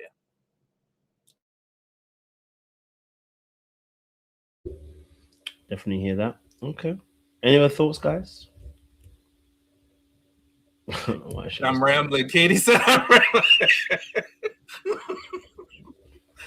Katie always does that. That's what happens when you too busy glitching. Because you was glitching, now your system thrown off. No, I had a lot of competing thoughts about that particular scenario. We heard. What is Sean? Oh my God! Talking about now? Why? They said, "Wrap it up." Grammy music. I'm a metaphor. But at least they feel close enough with you, Sean, that people gonna tell you, please wrap this up, Sean. You and we got it. Mm-hmm. Don't worry, guys. We're gonna get to our last words. Okay, don't worry about that. We're gonna get to our last words. Let me play my little AI clip. I promise y'all, this is my last word today. You said that last time, Pastor. It's our last words. Okay. All right. It's our last words. So we're gonna go straight to the benediction. Okay, we're gonna go straight to our benediction. Thank you very much. It is time for the benediction, ladies and gentlemen. Master Sean, do what you do best before I fall asleep. Elsie is so unimpressed at this AI. That's all right. AI takeover, baby. Well, I'm gonna try to keep it brief. I'm gonna keep to my promise. Well, I think we are finally at the final stretch here for Ready to Love Detroit, and we are seeing how the dust shakes out. I think we've seen some relationships come to an end, and we've seen their path to an end. And I think as we look back, because we have the benefit of looking back and having 2020, I think there's some questions, right, that we should be asking ourselves. Now, some questions were asked in this episode. Some questions were asked of Lauren by Vince and his brother. Some think those were good questions. Some may think they were not. But I think the most important thing is when you're asking a question in your relationship is, what is your intent? Are the questions of good faith? Are they thought-provoking questions? Or are we looking to accuse something of somebody and find information to fill in a gap? So make sure when you're asking questions, your questions are of good faith. And more often, you'll get good faith answers. And if you don't get the answers you want, ask more clarifying questions. But be intentional with your questions. Be intentional with your actions. Last week, we said intentionality is when your words match your actions, right? So when you're evaluating someone in a relationship, ensure that their words are in alignment with their actions. And when those things don't align, the person isn't being intentional, right? So those are telling you all that you need to know. Now, can you ask questions? Can you dig deeper to find out? But more often than not, the thing that you may be avoiding is right in front of your face. Bello and Dom, you know, Bello also showed us that ignoring red flags can be fatal, right? When you see how people react and relate in scenarios, even though it's not always directed at you, that same energy will come towards you at some point. So be cautious of what you co-sign because you don't think it applies to you, because down the road, it will come to you. Ashley and Darius, Ashley, our good sis, we love you, we support you, but you were doing so well until, like our good sister Kalani said, you folded, right?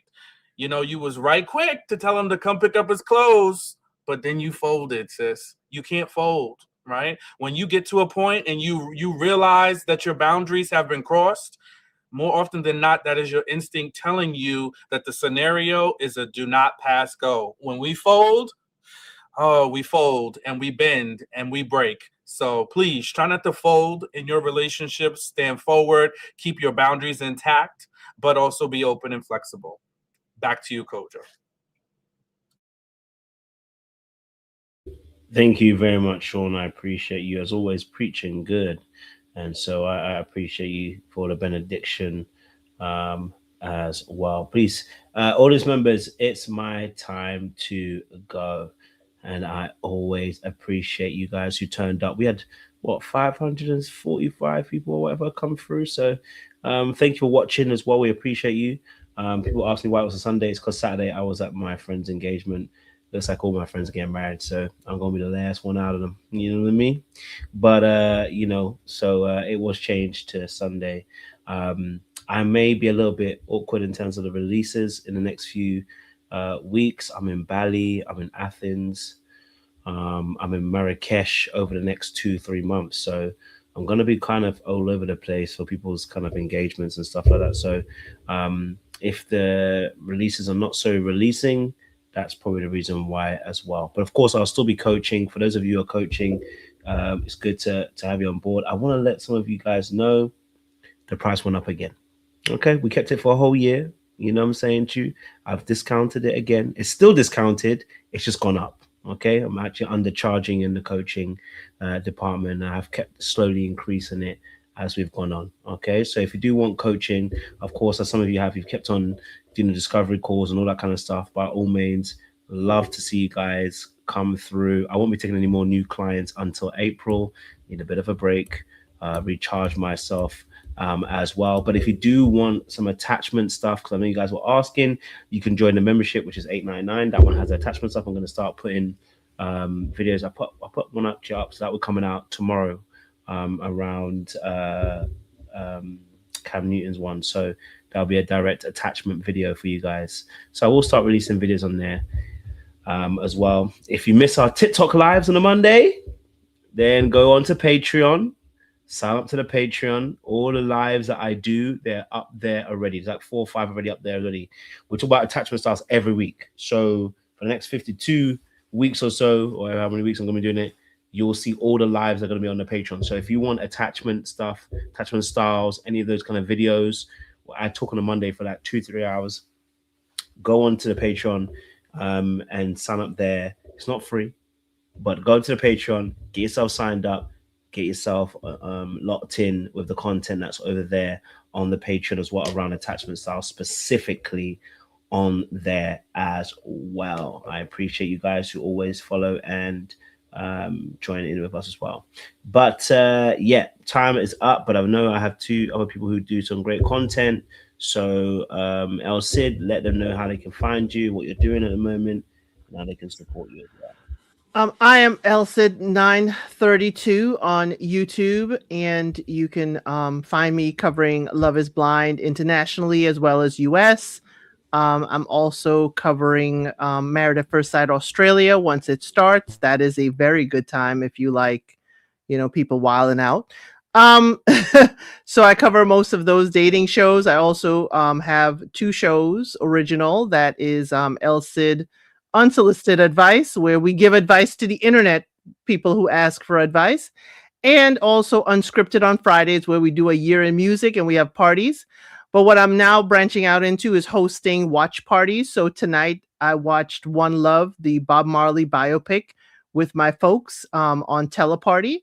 And that's how we do a watch party. And tomorrow we're doing the Ladies of Soul, for the ladies who are the singers and songstresses that we don't think get enough flowers out in the industry. So we're having a Ladies of Soul Teleparty. It's where you just download Teleparty, and I send everybody the link, and you just join the party. And that is how we're able to avoid any copyright infringement, because everybody has to have their own access to YouTube or Netflix. So that's why you just join in and we watch it together. It's really a good time. But I have Messy Member Mondays as well. And that's where my members get wild. But don't listen to the deacon if he tells you anything different. Definitely hear that. You definitely want deacons for your party. Yes, Seaway. Yep. I actually have something new. I have a new podcast that dropped. Can you hear me? Oh yeah, I have a new podcast that dropped. It's called The Women's Cut, so you can check that out everywhere. The Women's Cut. It's sports and kind of pop culture. It's all sports too, so we talk about kind of everything. And then of course you can find me on all platforms at it's Seaway's World Esquire. It's Seaway's World Esquire. So make sure you check me out.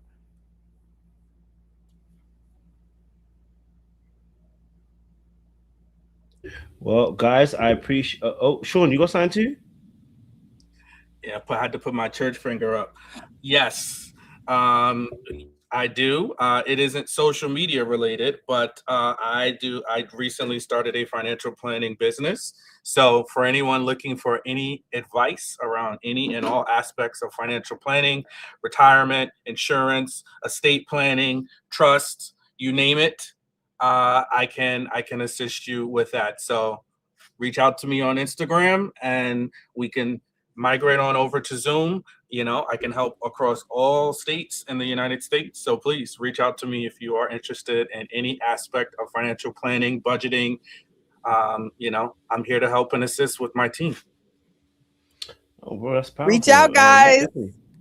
Definitely message me, bro. We'll definitely do a live and get some more exposure on that if you're doing some great work like that as well in terms of helping the people. Listen, we want our Black people to be successful. So definitely we'll do a live so we can expose that more in terms of what you do and how that can help the people here as well. That's what we're all here. We're building that community so people can be blessed. So okay, I appreciate that. Thank you very much, Sean. Fantastic. Listen, audience members, it's our time is up. Thank you for everybody who also supported by offering super chats and stuff like that as well. I know you love the AI clips like I do. I know you love the AI music like I do. You know what I'm saying to you? In a world full of AI, my people, them. Yeah. I was going to say something and then my throat choked up. But in a world full of AI, listen, guys, make sure you hold on to reality. Okay? All right? The only way is Jesus. But sometimes we have to be funny and joke around. And sometimes the only way is Seaway as well.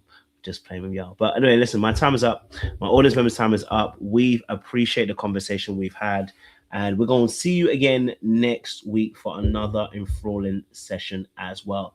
I know one people have actually asked me. I know Katie asked me about the Drewski video. I haven't dropped one because I didn't think it was necessary, but I honestly thought Drewski was being funny. And I can't lie to you. I laughed. I'm sorry. Okay. So if anybody was offended, I hear it, but I find it quite funny. Maybe I'll drop a video. We'll see how it goes, but I don't know about it, but we'll see how it goes. All right, cool. My time is up. I gotta go. We appreciate y'all. Thank you very much. You gotta go, and I don't care where you go, but it just can't